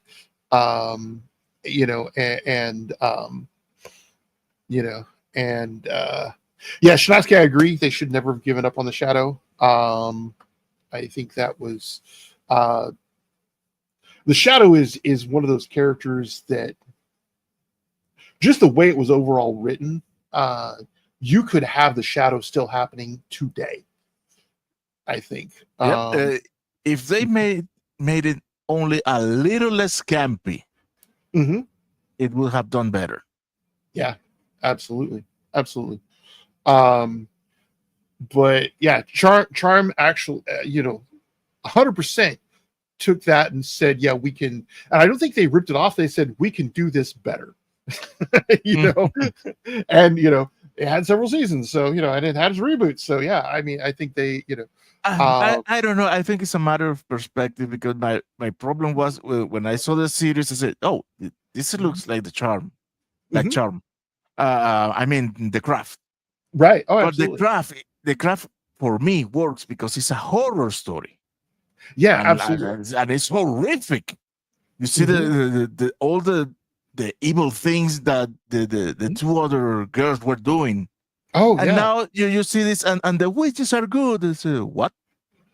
Well, and it's like let's make a show about good-hearted Sith lords. The fuck? Well, basically Jedi. I mean, that's the thing, is you got the same thing, you're just using it on a different side. So next up, this one, God, this was two different movies that managed to be pretty damn good when you put them together, and that's From Dusk Till Dawn. Starts off as a heist movie that turns into a vampire movie. Quentin Tarantino does vampires, or Ermagerd, with an unforgettable Salma Hayek scene. Yes, it is just, Quentin Tarantino knows his visuals. He knows how to get your attention, and be loud about it. Just wholeheartedly leaned into the camp horror of it, and it was just, this movie made an impact on me, because the whole idea of trying to make it through the night, that I named a bookstore in one of my series from this movie, Dusk to Dawn Books. I was thinking of the Tilly Twisted. No. Yeah, no, I can't name a bookstore that. But yeah, it was just like, it was a popcorn munching movie. It managed to be pretty damn good. So what do we get next? Where do we start now? Okay, so Mission Impossible 1 comes out this year. Starting, that's a divisive one. Yeah, good, bad, I don't know, but it was big. To the point that he's 8 movies in. It's a franchise. The thing with it is, many people, Gary included, hated the fact that they turn Jim around and making him a villain. Yeah, I just and I thought it was interesting. yeah, it turns so many things on their head because we have to make Tom Cruise the hero, because that's basically this is Tom Cruise does stunts. It's what it is, That's the beginning of it. And getting crazy over the movie. Yes, exactly. How can we trying top to kill our himself? I'm telling you. right? Exactly. Somewhere I think out there, the producers have this massive insurance policy on top. Oh, he pays his own. No insurance would cover that. He pays his own. Right? I just could say it's like somebody's got to have this massive insurance policy on him, just waiting for him to die and making one of these movies with like a very specific money in that. Right? I just say because it's like this dude. Yeah, he is trying so hard. I think it's one of those things of he's trying to be as cool as he thought he was in Risky Business. and just just doing the more impossible Mission Impossible, the stunts, so then Muppet Treasure Island comes out this year, and Tim Curry, there's that meme about the one actor from Muppet Christmas Carol treats it as the difference between is he treats it as Dickens, and comes as a constantly trained actor and treats the Muppets the same way, whereas Tim Curry comes in acting like he's a Muppet. Yeah, Tim Curry is what you would get if you just made a Muppet with human skin. I mean, he is. Oh my God! I have a visual now that I didn't need. Yes, I know what you're trying to say, but I went to the darkest horror parts of my mind. I saw a horror movie, and the thing is you're not entirely wrong. Remember some of the things Tim Curry's been in. Yes. The Rocky Horror Legend. Oh my God. Yeah, it's just like he is like if someone decided to put a Muppet's personality into a human being, it's just like, oh my God. He is he acts as though that he is the shelter for someone else who's behind him. So yeah, Muppet Treasure Island, just a fun movie because Tim Curry just it fully embraces his Muppettdom. his Muppettdom. I mean, and I'm hearing this for the first time too. So, oh God! So yeah, it was just such a fun, and that's the thing I love about all of the Muppet movies and all of everything about the Muppet Show and things like that is that they approach it from the idea of we're not particularly good at what we do, but we just love what we do. Dude, they had Billy Connolly, right? Oh my God! I mean, yeah, the whole anything, yeah, Billy. If no matter who you are. There are like certain franchises that if you get to be a part of them, you're gonna do it. It's like if a child hands you a phone, hands you a toy phone, you're gonna answer it. So the Muppets is one of them. Star Trek or Star Wars, depending upon which way you lean. There are actors who, Daniel Craig became part of the sequel series just because it was Star Wars, not because it was particularly good, but because it was Star Wars. I mean, you make you get in there and your career is complete. Well, and you have a crossover here. You name it. Mark Hamill was in the Muppets as Luke Skywalker. Yeah. I mean, yeah, it just, yeah, you have a crossover. Sandra Bullock, is now an eternal meme because of, Phenomena.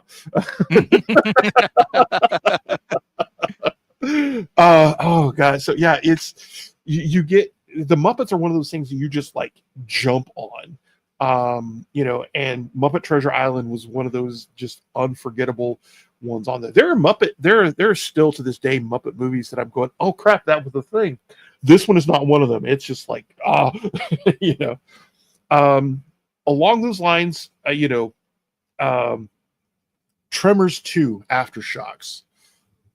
This is a series that managed to go without the two main leads, Kevin Bacon, and Fred Ward. Fred Ward, yes, amazing actor, loved him. Love most of the things he does. And take out the star power of Reba McEntire, and still manages to keep the spirit of it and actually somehow find its feet in a different way. Tremors 2 Aftershocks was just, suddenly Burt Gummer becomes the star, and basically that man milked that series for everything it was worth. It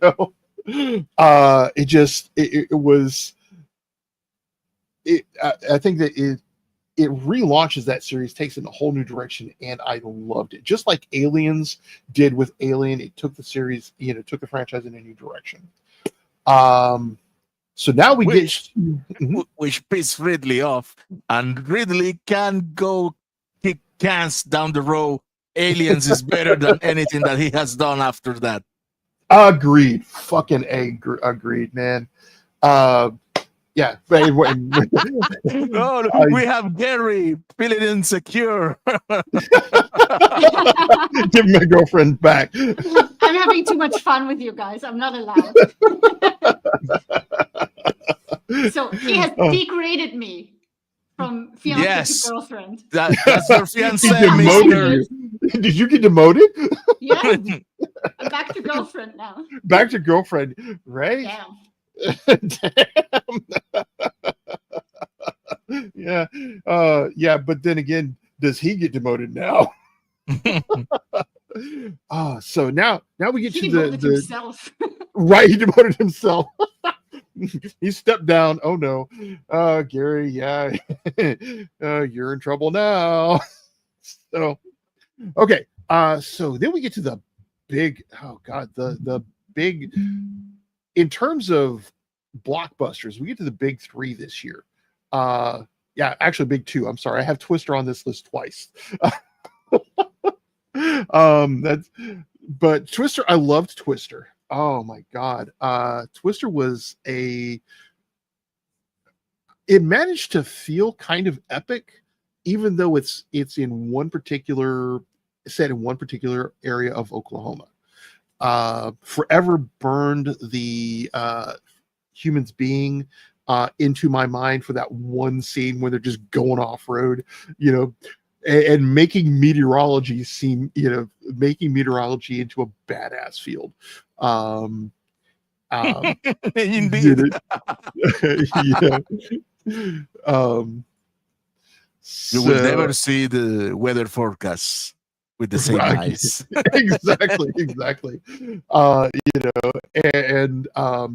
So yeah, Twister. The thing is that Twister, it hits on a lot of levels because it hits so many things. You've got the action, you've got the the human side of it, but you also have that relationship between Helen Hunt, and God, I can't remember if it's Bill Paxton or Bill Paxton. Yeah, it's Bill Paxton. Good chemistry between those two characters. Yes, just excellent chemistry between the two of them. And his poor fiance. Oh God, yeah. I mean that we gotta go. We got cows. Jamie Gertz just she turns in one of the most underrated, underappreciated, but brilliant performances. Yes. And that whole thing is why she watches him fall back in love with his, that moment. Yeah. When she's hearing that radio conversation over a radio that should have been closed. But they were on open mics, and you see her do so much without saying a word, and it's just like God. And so funny story. This happens. A lot of this happens around Veneta, Oklahoma, right? So my mom lived in down in Muskogee, and the way to get there, the fastest way to get there, is to take 44, which goes right past Veneta. So one night I'm coming back and I'm seeing storms on the horizon. So I switch from my playlist to local radio. And I hear there's a tornado warning out. And as soon as I hear that, the sign for Veneta comes up. I'm going, oh my God, I'm in Twister. So, I'm just like, oh hell, I'm so screwed. But, so yeah, it was just, but yeah, it's like it's like, you got full coverage on that thing? Liability only. Why? Oh no. Oh, no way. What? Next thing you see it's the red ram. Yeah. Oh yeah, oh God, it's that. Oh yeah, that is just. But yeah, they managed to make a tightly focused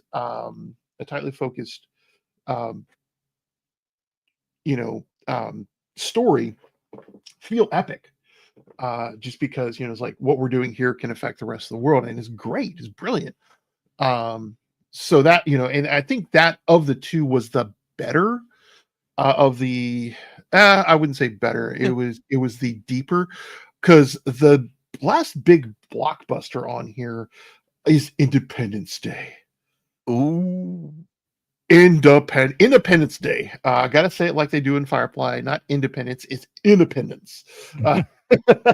It was, God, it basically said, let's throw every inch of star power we can get, because again, Bill Paxton. It just. No, Bill Paxton wasn't here. Here was Bill Pullman. Bill Pullman, who is no longer with us. No, Bill Paxton is no longer with us. One of those two is not. Sorry, Paxton. Paxton is.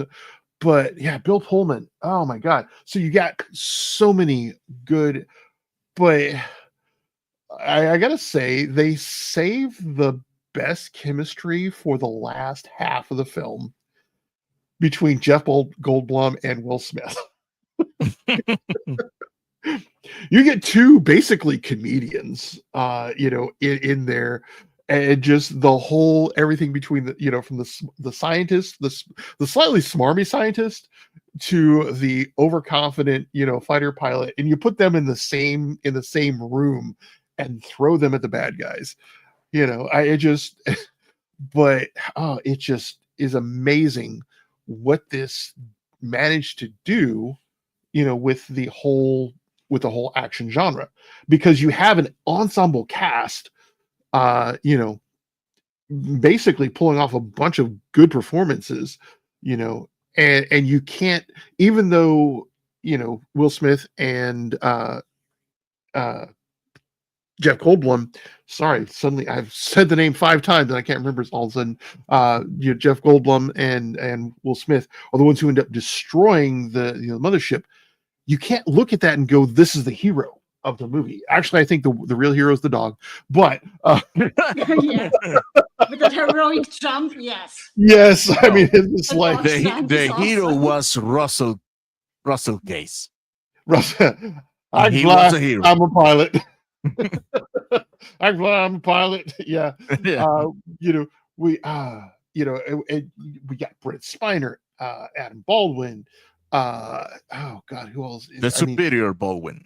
The superior Yes. Baldwin. Yeah. Yes, that's how we call him. Yeah. Because he is. The superior Baldwin. He's the bigger Baldwin. And who else was in that? Jeez. I mean, just and this one takes an epic scale and manages to make it very personal.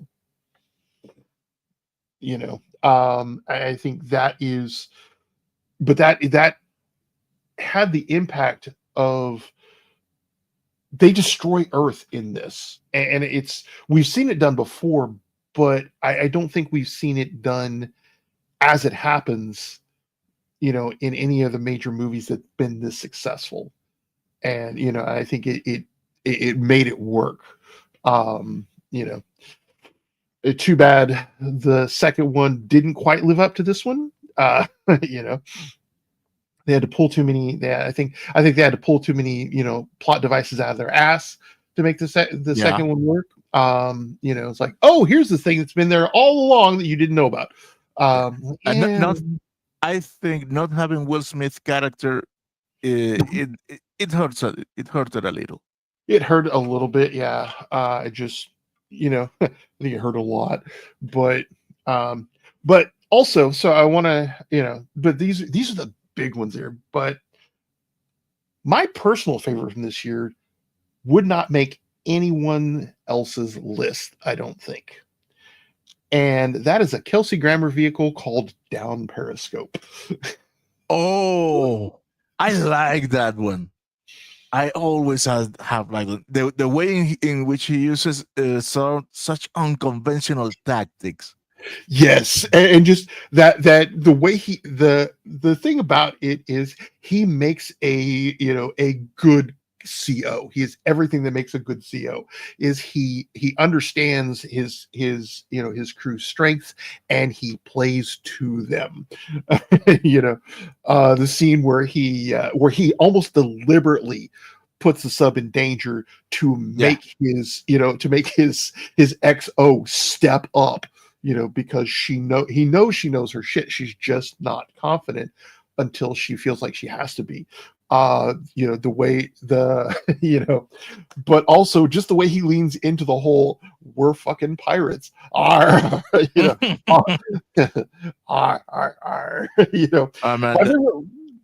that line when is the admiral, I think, said, "You're talking to a superior officer."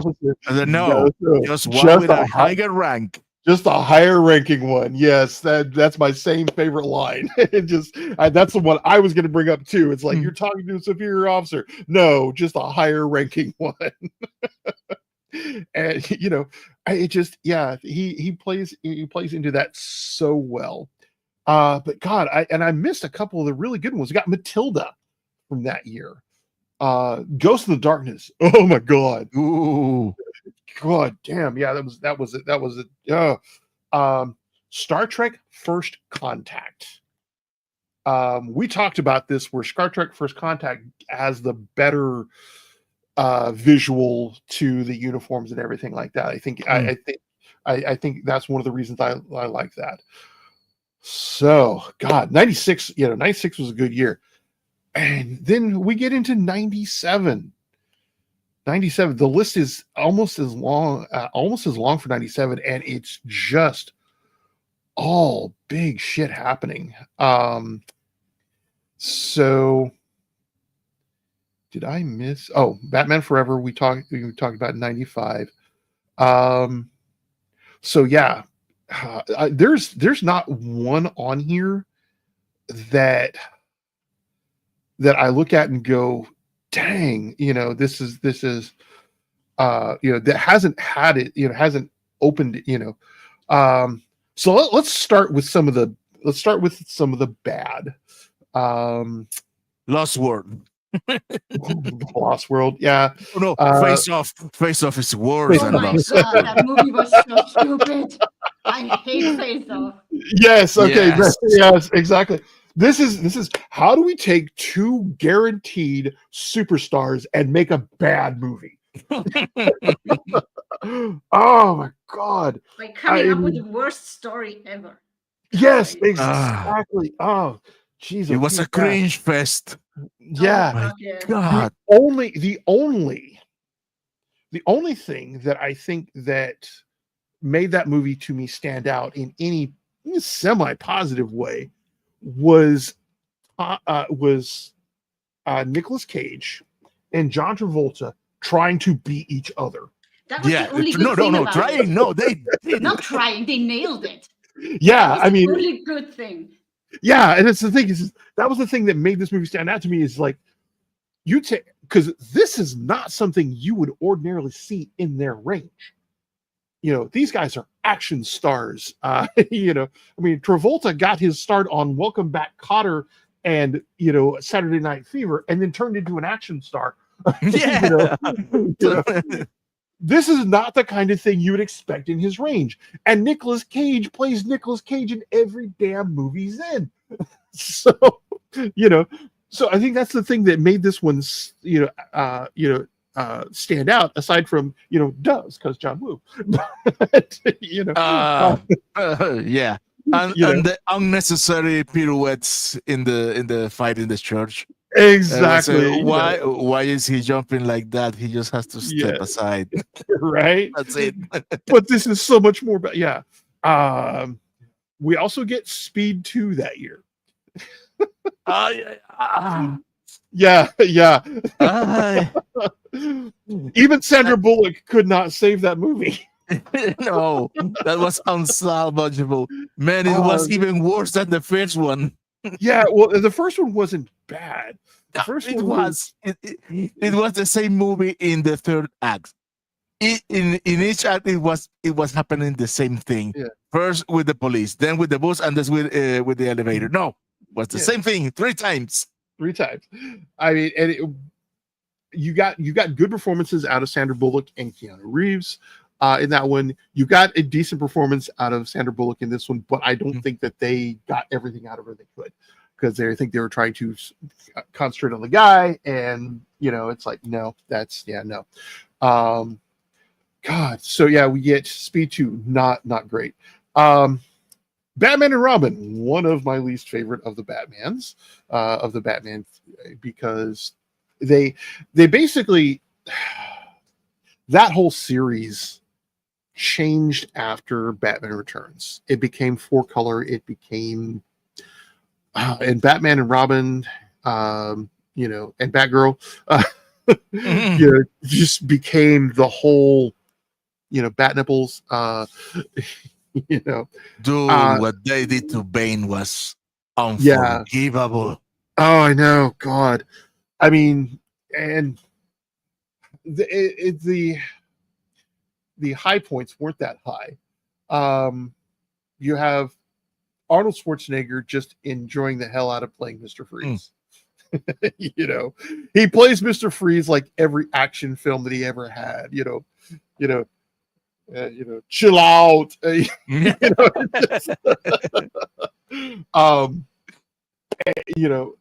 they at least kind of stuck. They got the essence of Freeze right. But no. Just no. God, what else do we have in here that falls under? It was a strange mix between the modern Freeze and the Freeze from the Batman 66. Yeah, it was, and it just they were, and Poison. It's just like God, how much crap can we throw at this and see what sticks? And it's not like throwing spaghetti at a wall. It's like they were throwing crap at a wall, and see what turned into spaghetti, and none of it did. Jeez. I mean, at least it just So what else do we have in here that is bad? Bad-ish. Cole the Conqueror. Basically Kevin Sorbo trying to be Conan. I love Kevin, but man, it just And of course we've got Mortal Kombat Annihilation, which which I rank down there with Highlander 2. They happened in the same universe. Yeah, they pretty much did. Yeah, they're both for the planet Scheist.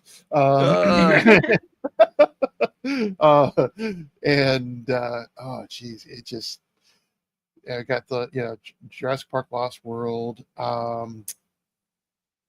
Okay, Starship Troopers. Damn. I come at this one having read Starship Troopers in the 80s. and rereading it from time to time because It is good. it's good sci-fi. It's good, and it's what sci-fi I think a lot of times tries to be at its best, and that is social commentary. It looks at the world as it is, takes it, puts it in a different context, and what if we amplified certain parts of ourselves, and this is what we get. Want to know more? Not really.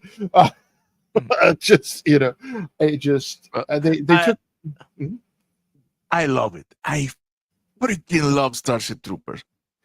The movie or the book? I love everything in the franchise, even the second one, which is the worst of all. Oh my god! But so yeah, I mean they took because the original one they had power armor, which doesn't come in until later on. But in the original, it was all about powered armor. It was about, the horrors of war. This one does make them more human, but I mean, God, it was more spectacle than substance. Yeah, it was more spectacle than substance, and it was very good spectacle. It was entertaining. It was a good action film, but. Again, I come at this going, I see what you're taking, and you've done bad things to what I love. I dislike this about it. Well, I was lucky enough to see the movie before knowing about the book, so I can love both versions. Yeah, now, and it just. Well, for people like you that started with the book, I can understand why the cinematic franchise is sacrilegious. It really is, because I come at it hoping for this. I mean, they kind of get some of the idea, but they lost the whole point of it. Of Starship Troopers was kind of commentary on that particular society. Again, fun movie. And if you watch it in its own context, it's interesting. Although. Friend of mine who is a veteran who went to Iraq and Afghanistan, the fire base scene where they were he was going, oh my god, the mistakes they make. Yeah. Tactically they're just going, let's wait till we can see the whites of their eyes before we shoot it. Instead of they had here's the thing, they had the best military advisor ever, but production decides who is going, what is going to listen in what moment or what, because this is more dramatic. Yeah, but it's shit. But it's dramatic. Okay, do what you want. Right? Right? Oh god, yeah. So then we get. So this is kind of it can be considered bad, but I enjoyed it, and that was Alien Resurrection. I'm with you. Because I actually hated what they did in Alien 2, because it's like they were trying to destroy the series. You know what I'm saying? They were trying to go Aliens? No, I'm sorry, Alien 3. Alien 3. Oh. Yeah, sorry. I kind of see Aliens as the beginning of its own franchise. You gave me a mini heart attack. Yeah, no, Alien 3. Sorry, Alien How 3. dare you read my tea, Yeah. So don't do that. Yeah, sorry. Yeah, I don't. Yeah, I do not mean to. Well, Alien 3 is the first one that actually has a number attached to it. Yeah, because Aliens, Alien 3. And then you have Alien Resurrection. I kind of one of my favorite lines in that whole movie requires a setup from earlier where she gives her a souvenir and then rips the tongue out of this thing and goes, want another souvenir? Sigourney Weaver and Winona Ryder's chemistry in that was pretty damn good. And I mean, I like that Savage Ripley.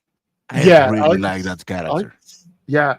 Well, the funny thing is that shot where she throws the basketball over her shoulder and sinks it. She did that on the first fucking take, and and I'm just like going, "Holy shit!"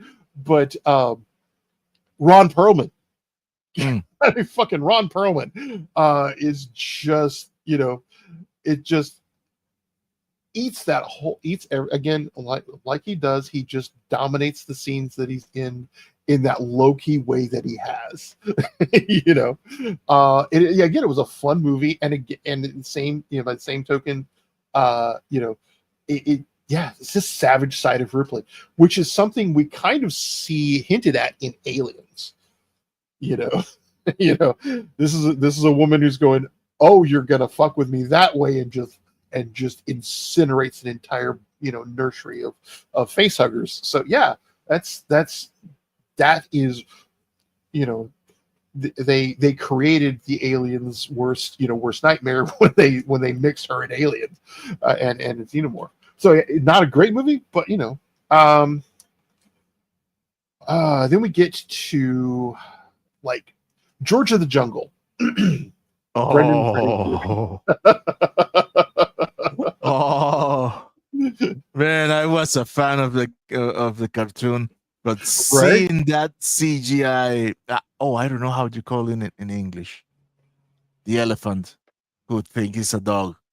Oh God, I don't think there's an English term for what you're reaching for there. No, it has a name. But I saw it all in Spanish, and it was Pantito, which is a diminutive and a short of elefante with elephant. But man, that CGI, I don't know if they had mocap, but they animated that elephant to move like a puppy. Yeah. Oh my God, that was awesome. Well, and basically it's Brendan Fraser being Brendan Fraser. Just I cannot anything in that era. I mean, and I think we're going to catch one of his later films in there that is just again Brendan Fraser being Brendan Fraser. Is just so him. I mean, Blast of the Past. He has always been just. He's another guy that was like, if I could make a Muppet out of a human being, he would be one of them. I mean, it's hardest to do. The Mummy is comes later on, and that's when he is like, oh, I've stopped being a Muppet, and now I'm going to make you question everything you've ever thought you knew about your sexuality, along with Rachel Weisz doing the same thing. It's just the same thing. I mean, but yeah, he cannot help but be goofy and lovable. And was it a great movie? That could be arguable, but it was fun. And it was just, again, Brendan Fraser being Brendan Fraser, which is what I will go to any movie to see. God, we get Conspiracy Theory. That one did something I like in that it turned every conspiracy theory into a conspiracy theory, but not the way you think. It's like, it turned in a.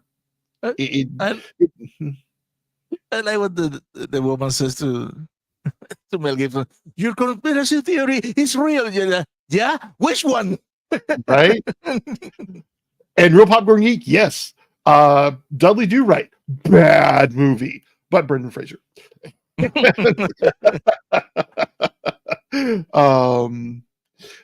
Yeah. Oh yeah, Michael Wincott. Real Popcorn Geek in Alien Resurrection. Is Resurrection. God, yes. That was just Michael Wincott. That's the kind of guy that I'm going, I want your voice. I don't want the pain of having that voice, but I want your voice. So it's yeah. I mean, Michael Wincott, that's a voice I could do if I wanted to never speak, to never speak like a normal human again. That's just, I'm just like, fuck, that's hard to do. I don't know how that man talks without hurting himself. So let's see what else we have in here that's arguably bad but good. The Saint. The Saint I enjoyed for what it was. It was not The Saint particularly, but Val Kilmer, the way he just slipped in and out of these various characters just on the fly. There's that scene in his apartment in her apartment where he just comes out of being this character who seduced her. It's like, I like the way the lights, this is what it just, he slips back and forth into characters so smoothly, and it's just amazing. It's I've always had admiration for somebody who can code switch that fast, from one thing to another so quickly. And it was a fun movie. It was a good action movie. It wasn't a great movie, but I enjoyed it. Con Air. Damn, Con Air was arguably, it was a fun movie, and it had a lot of good performances in it. Haven't seen Con Air to this day. Oh man, Danny Trejo. Okay, I'm gonna watch it now. Yeah, that sold it. Sold it right there. Yes, he plays it is like Brendan Fraser for you. Man, I have seen so many shit movies only because Trejo is in it. Right? Well, that's the thing, is Danny Trejo is one of those actors who Machete, designed to be a B movie, but god damn, Danny Trejo's in it. And in the second one, the villain is Mel Gibson. Well, oh god, the Spy Kids movies. These are movies for kids. Gonna watch it. Why? Danny Trejo.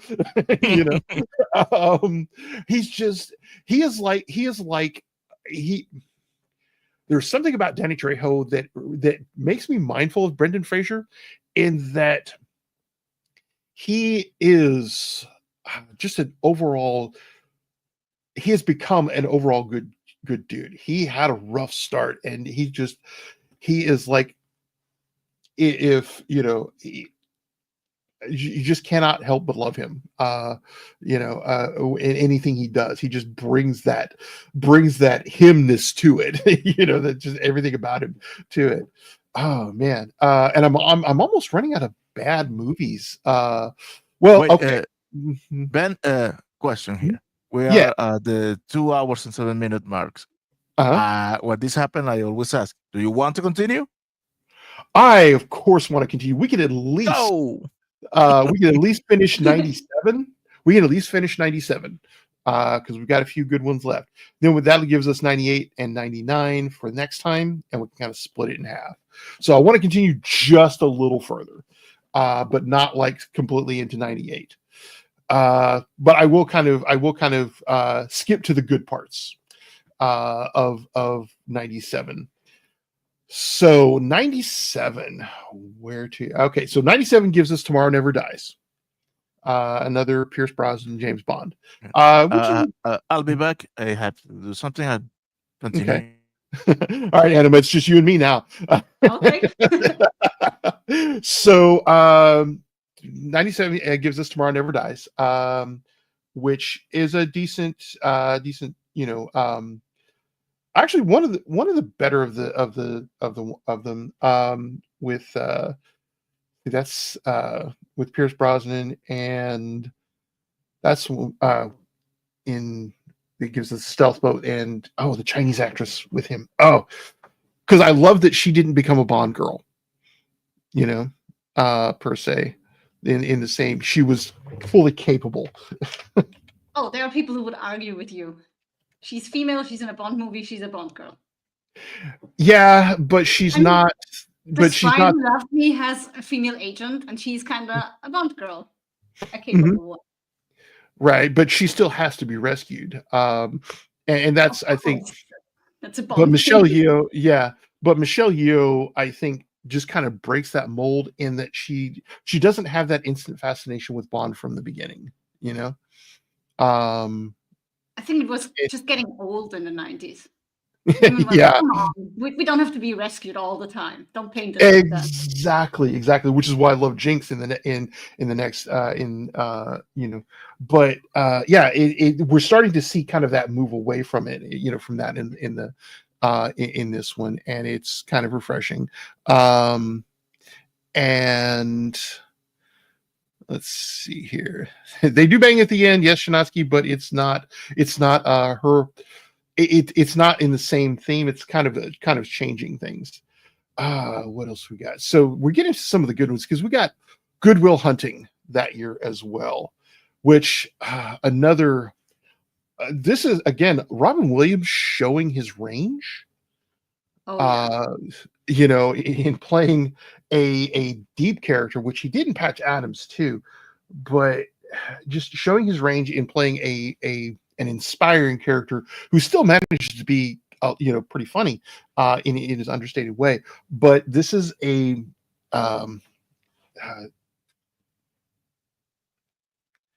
Matt Damon starts in this here, hang on. And Ben Affleck. Matt Damon and Ben Affleck, first of all, they wrote this movie. I didn't know that.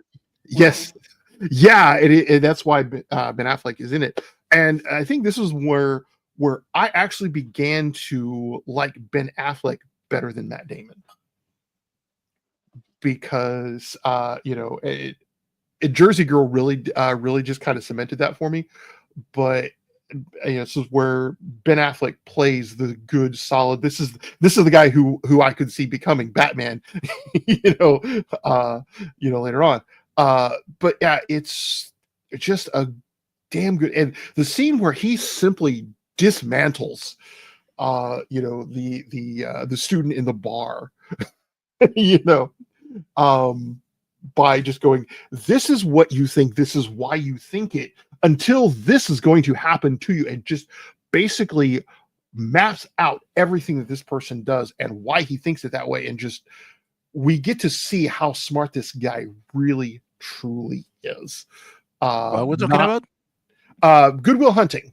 The scene in the bar where Matt Damon's character basically just completely shreds this guy's intellectual, pseudo intellectual take on economics, and after having just casually going, oh, I know, I can solve this, this mathematical problem. It shows how a smart person can be, because he not only knows the facts, he knows the reasoning behind them, and he's seen this before. Seen this time and time again, and it was a brilliant piece of writing to my thinking. It's just like, damn, I do not want to insult or piss off this man. So we're kind of going to the good stuff from that year. So this year we also get 2 volcano movies, Dante's Peak and Volcano. Volcano, yes. Yes, Volcano. I only saw Volcano. Yeah, and I think actually you probably I saw the goofy one instead of the serious one. Yes, I know. Well, no, and I think though is that one made it the disaster movie it should have been. Dante's Peak was kind of like Armageddon versus Deep Impact. Okay. There's the movie it should have been, which in this case is Volcano, versus Dante Peak, Dante's Peak, which is the drama starring the volcano. It just, it takes, it relies so much. Dante's Peak relies so much on the drama of it. Like the grandmother getting out of the boat and pushing the kids to safety. And I'm just like, just jump back in the fucking boat. And it builds so much on the, he lost his wife, tragedy coming in, and so on and so forth. Whereas Volcano is one of those things of, this is what people can do when they're faced with one thing that you cannot disagree on. Lava does not argue with you. It just eats you. So I will like comparing the grandmother jumping out of the boat and pushing them, trying to push them towards shore. I was like, okay, I can see the sacrifice, but it was still one of those things that could have been avoidable. But you get the transit, the transit guy jumping into freaking lava. Yeah. And walking What? through that. Yes. Yeah. There and Oh my both. Yeah. So also he can throw one of his workers to safety. I'm sitting here going, God, yes, that's that's where you start to get, it is just, and I think the line that that sticks with me is when they're playing rock, paper, scissors, and the kid goes, he's like, what's that? It's like, that's lava. What beats lava? My dad. I'm just like, damn, okay. Just own the fucking movie. Yeah. Wait, I disagree with this. Popcorn. Deep Impact is highly rewatchable. Yeah, Deep Impact is rewatchable. It's just that it is, and I will say, see, I'm of the opinion I put those two as rewatchable, but if I have to choose between them and the one that the one opposite them, I'm gonna watch the one opposite them. No, I'm gonna watch Deep Impact over over Dante's Peak. I can see that. No, over the other asteroid movie. Over Armageddon? Yeah, I will watch. That was too Deep cheesy. I think that's why I liked Armageddon. No. Don't get me wrong. That movie is awesome. It's fun. It's stupid as hell, but fun. And man, that scene in which the two shuttles are taking off. Oh man. Beautiful. Goddamn, yes. Or your boyfriend's back. Just so many good fucking lines, and it just oh, come on, real popcorn. It's I can't disagree too hard with that. It's there are too many things that should have been avoided. Like, oh, the world's not going to end, but we're still going to sit here and hug on the beach while the tidal wave comes in. And the one ship going, oh well, everything failed. We're just going to sit around out here in space until we die. Why not come with that? Yeah, no, just. But yeah, the thing is that Volcano, I think, was more, hey, everybody in Los Angeles is going to come together and and put these barriers in place, to try and stop this shit. It doesn't matter who the hell you are. And the dog barking at the lava before grabbing his bone, just like, yep, you just went up there with the dog in Independence Day. Yeah. So let's see what else we got going on here. So Star Wars comes back out, the re-release, because they're ramping up for Phantom Menace. Underrated one that I liked, Contact. Having read the book, I was going, damn, you got that shit right. I really like that one. Contact. Yeah, no, Yeah. it wasn't. It just Wow. they say the world is what this world we live in. It's like I thought the world was what we made it. Just Jodie Foster. God, she just is a powerhouse in that movie. Oh, yeah. It's that, and she does the same understated thing that she did in Silence of the Lamb. It's just like, I may not be able to arm wrestle you, but you're not going to overpower me. And then Filmmakers today should look at movies like that. This is how you do girl boss. Yes, Not this the is bullshit that you're pulling today. Yeah, no, it's just like, I don't have to beat the crap out of you. I just have to persist, I just have to not lose long enough to basically win, not letting you get it. But yeah. So we get Event Horizon out of this year. And oh my God, space horror. I could only watch that movie once, not because it was bad, but because it did its job so fucking well. I'm just going. I love it. Gary tends to downplay that movie. He said, that is only the one with the pinhead. Yeah, Hellraisers. That is Hellraiser in space, and I say, yeah, and I love it. Yeah, and that's. I mean, it was a. Event Horizon was just because I didn't go into it expecting a horror movie, even like knowing that. it was. Yeah, no doubt. Yeah, I made it like 20 minutes into this movie. The guy I was with in the early 2000s wanted to watch it with me, and after 20 minutes, I was like, "Fuck no, I'm out. I'm not doing this to myself." No, and it gets worse. Yeah, it gets worse. Oh, jeez. But yeah. So, Event Horizon was just, and Event Horizon set a bar so high. I don't think anyone else has really managed to make a horror space movie that good without getting schlocky. Sam Neill. He started as a good guy, a regular good guy.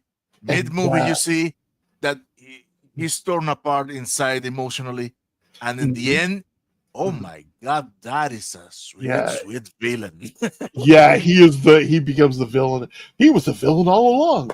I kind of want to see him as a villain, but I'm not sure I can go back to this movie. Right? Yeah, no, yeah. This one will emotionally traumatize you in all the ways it should. In that it is specifically horrific, in a lot of ways. So this year we also get The Postman, Kevin Costner's second attempt at being Clint Eastwood by playing an unnamed protagonist. He wisely forgets, jumps off that train. But sure, we also get Gattaca coming out, which is I love Gattaca. It's such a I'm just it's like going, oh my God, there's so much depth to this movie, and I'm going, we can only mention this in passing because if we get too deep into it, there's the whole fucking episode. Yeah, there's a whole fucking episode. She's like, So now we get to the one that has to the elephant in the box office in that, in there, and that's Titanic. I got into a fight with my second brother because he loved that movie. He owned the VHS, and he wanted to watch it with me. That one night I was basically babysitting him, and he got mad at me for leaving the room because I was like, "This is so stupid." Right? Titanic is one episode soap opera. Yeah, it is. Exactly. It is. It really is. I mean, it That's a good moment though when Kate Winslet spits the guy in the face. I like that. Yeah. Oh yeah. I mean, there's. He had to shave his hair after doing that movie because the fans hated him. Oh yeah, Billy Zane. Yeah, he had to shave his head. That's bullshit. He was beginning to get bald, so he took the right choice. Man, if your hair is falling off, do not use a toupee. Do not make it long just to cover the bald part with it. Come over, right? No, just take it off. Oh yeah, that's just weird. Yeah, that's why I have the hairdo I do. My bangs get in my eyes Yes. still, but you know, Because you're a reasonable man. right? That and it just makes me look like a lot more of a badass. You know, shave my head, wear a goatee. Fuck having hair. So, anyways, but yeah, the Postman. You know, but, you Okay, know, Chenotsky. yeah, the Titanic. Titanic was huge, and again sets the bar for, hey, we have to have a blockbuster. But this year also brings out three of my personal faves. I'm going to start with the one we talked about before, In and Out. Just a damn good movie, you know. It's like, what a marvelous window treatment. What a marvelous, that's a trick. It's like, damn it. You just tried, it was just such a good movie. Kevin Kline, and Tom Selleck stealing the movie in 12 seconds. Just a fun movie. And just overall, just just entertaining. But when you get to pure entertainment for its own sake, I've got to go with my runner-up, Men in Black. Tommy Lee Jones and Will Smith. The only person who can play Tommy Lee Jones, a young Tommy Lee Jones, being Josh Brolin. Yeah. Kind of smells like this. Just Tommy Lee Jones being his iconic deadpan self. We at the FBI do not have a sense of humor that we're aware of. And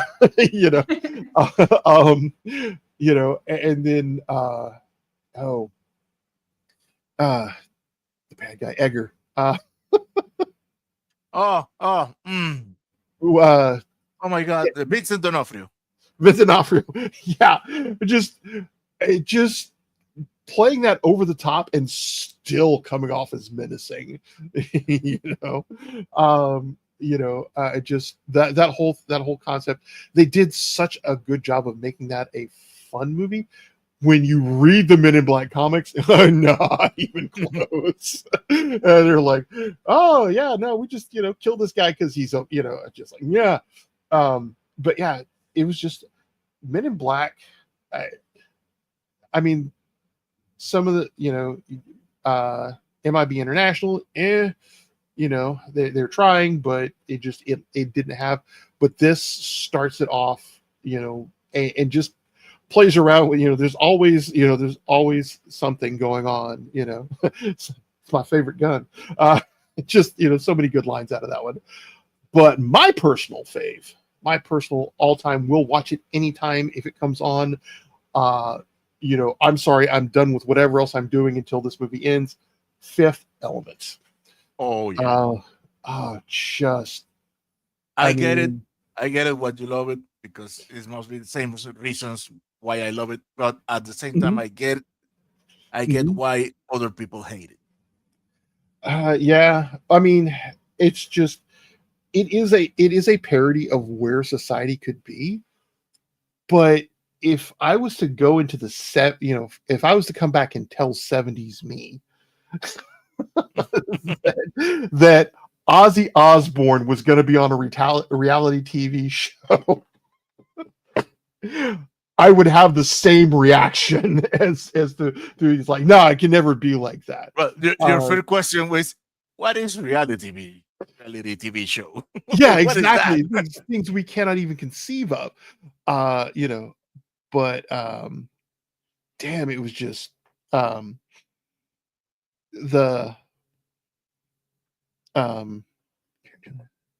my God, Popcorn Geek. What? Karen Gillian? Oh, sorry. Going to damn. That's good. Okay, so I'm gonna have to refocus. But damn, I mean, I have so many doubts with that remake. I mean, if Henry Cavill, if Henry Cavill is the Highlander, yes, who the fuck is the Kurgan? I think they have. You need to splice 3 or 4 guys to make a Kurgan to that Highlander. I think they actually have the Kurgan for the new Highlander. But what? Bautista. Oh, no. You have to be kidding me. Bautista is the Kurgan? After he wrote it? Doesn't mean he can't go back to it. Besides which, the Kurgan was big, but he wasn't Bautista big.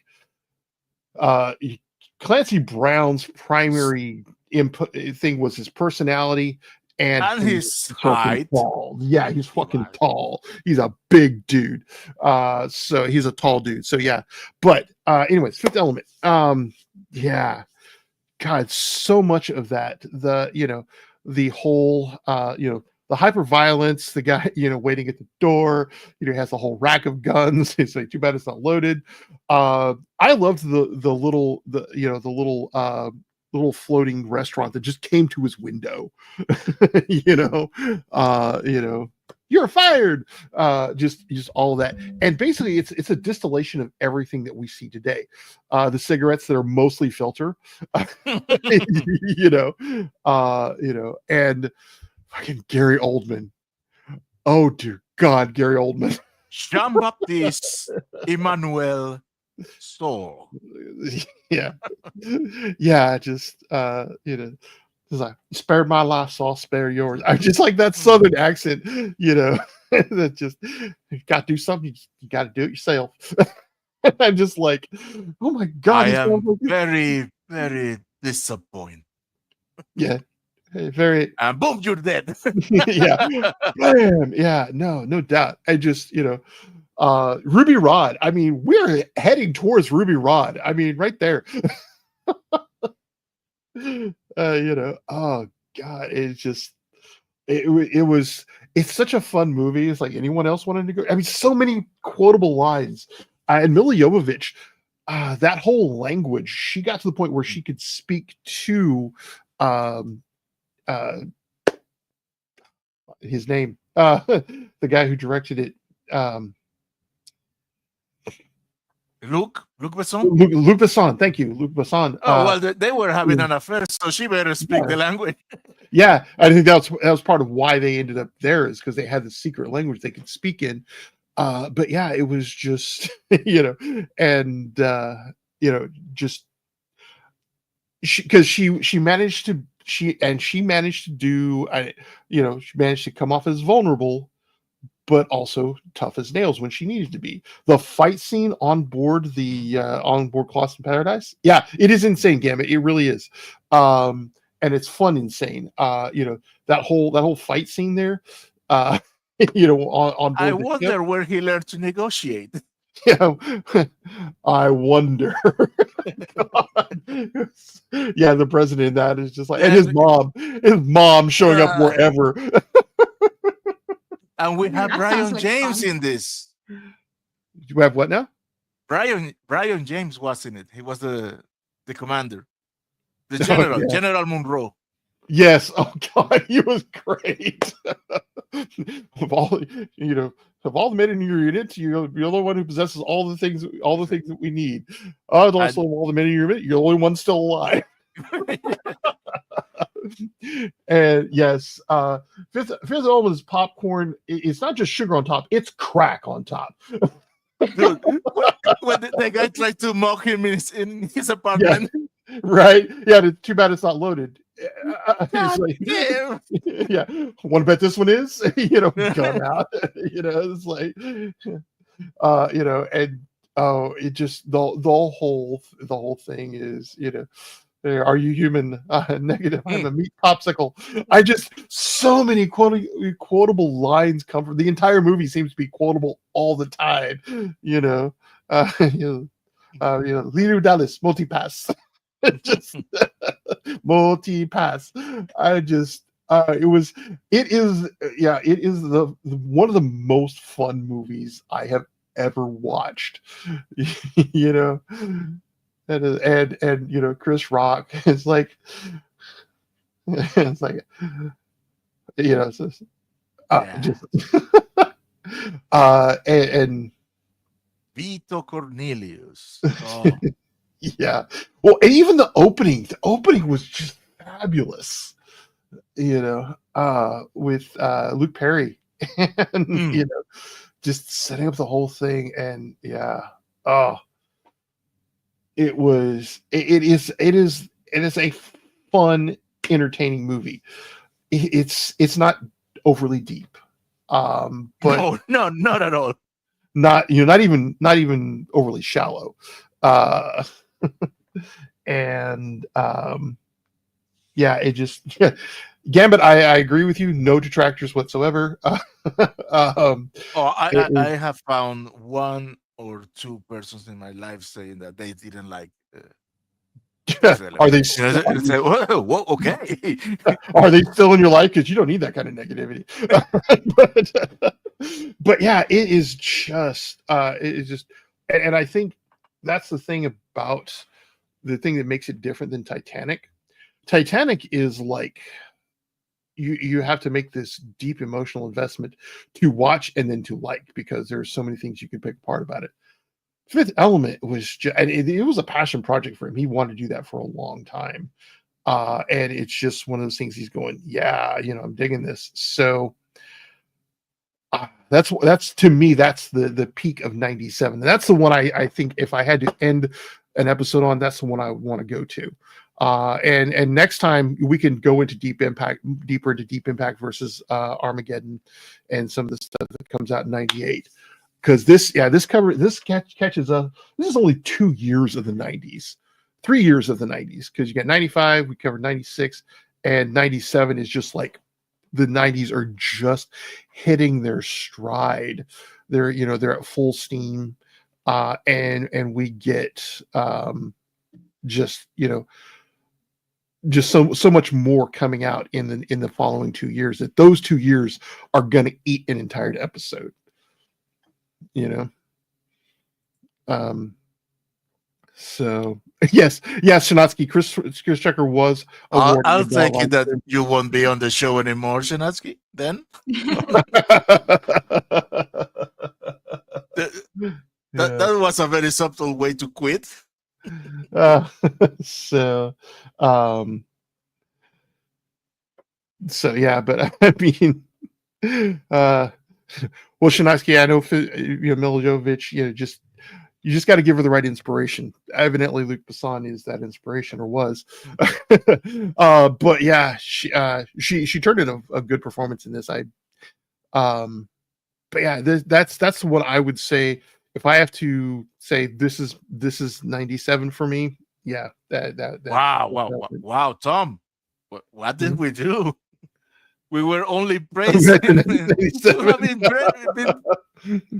Well, fortunately, that's the thing. Back then, they made good stuff, so much good stuff, and today we had so much crap. We stressing him, not us. Yeah, no, absolutely. Well, Tom, fortunately, all of those things are still out on DVD, and you can get to them. You can watch them. And truth be told, you know what? I would say, today, pick a movie, find something from the 90s, or something anything that we covered that really inspires you. Go watch it. Find the things in it that resonate with you.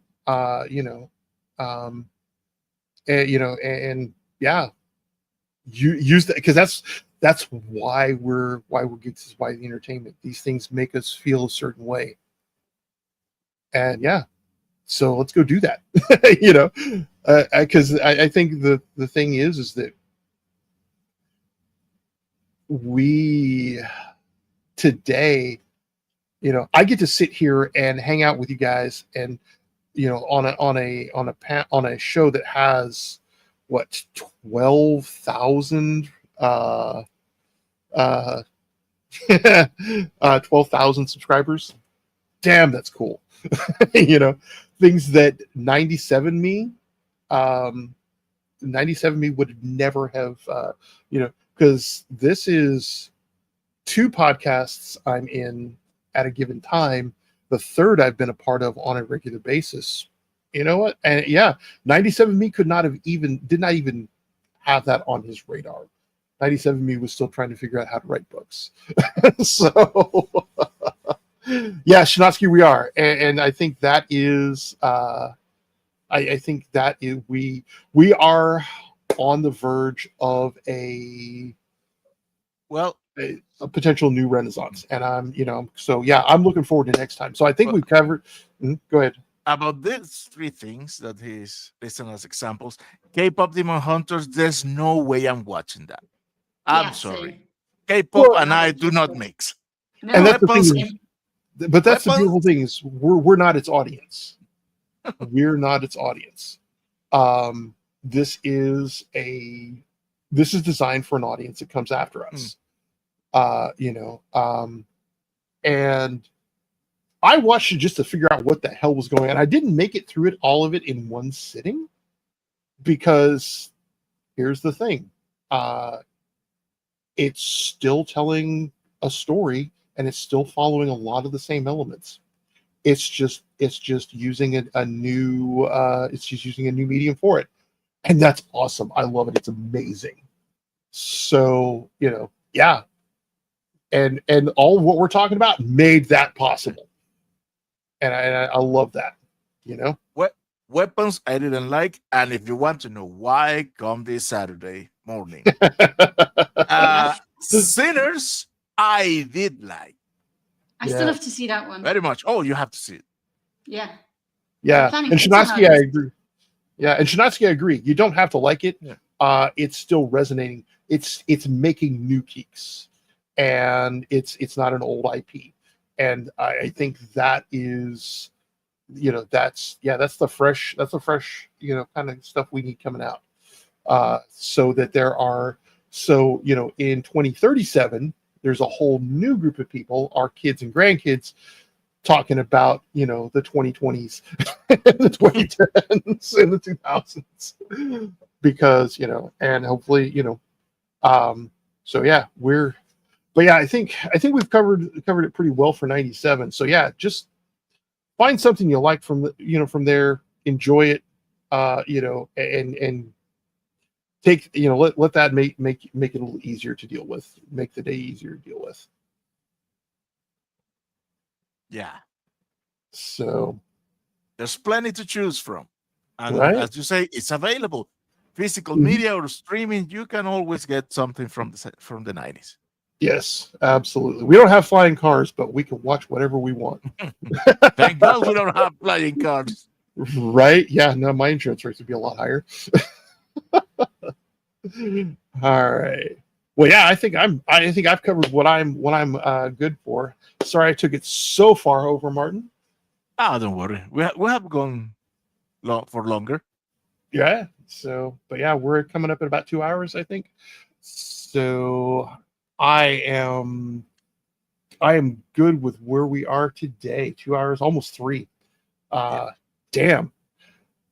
So not bad for my first almost solo outing. It's just you, me, and without Keith, man. And with Anima, thank you so much for hanging out with us.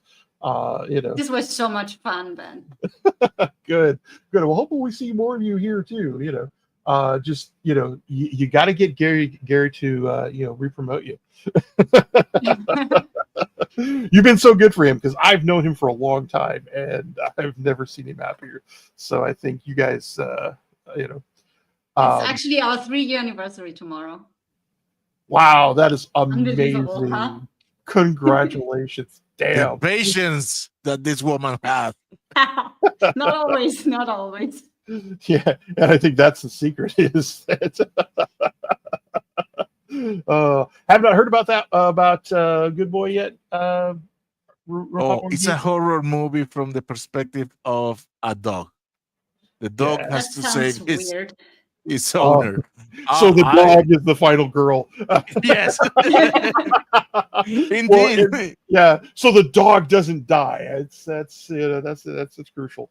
All right. Well, I think we can call it a day here, guys. This is 97 is a good point to stop it, because 98 and 99 are just gonna be a roller coaster ride. Yeah, that is true. Also, real, and most of it is coming from Disney buying everything, because when they buy things, they tend to put them in a vault, That's the term they use. They vault things so they can later sell it to you as physical media in a limited editions overpriced. Yep.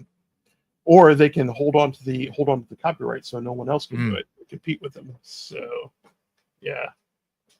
But yeah. And Gamut, the 90s, like I said, the 90s were a renaissance. We were starting to see a lot of the a lot of trends coming up in movies, and we owe a lot of what we have now to the ground that was broken in the 90s, just like the 90s owed a lot to the 70s and 80s. And we're just climbing up to stand on the shoulders of giants through this. So anyways, yeah, God, we have been Midwest signing off. It was like, oh, time to go.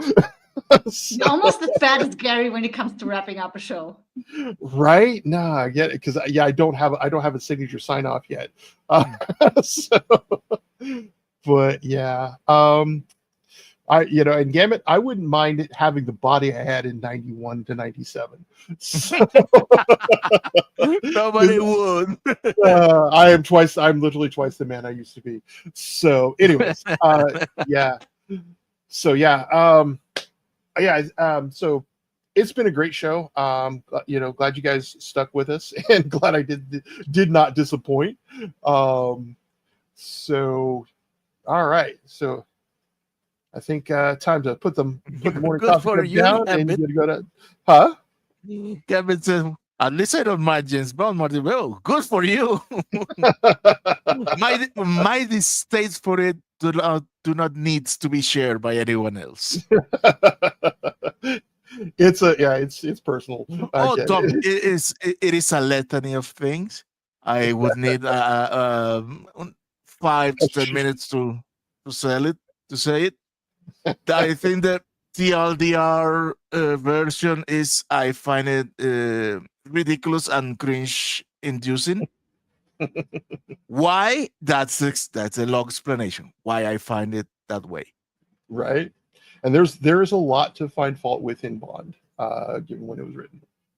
But anyways, hey, I am and remain the one true Ben. Glad to have you guys here with us today. Gambit, Tom Baker, Real Popcorn Geek, always good to have you around.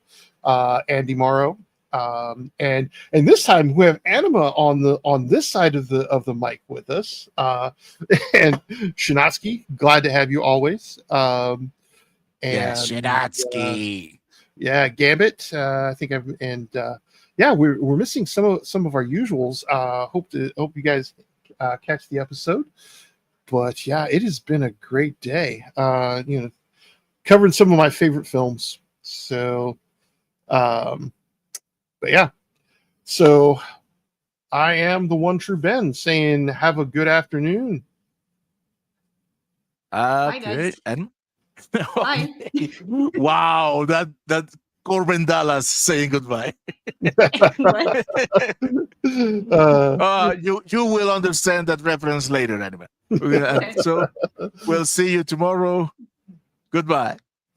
Have a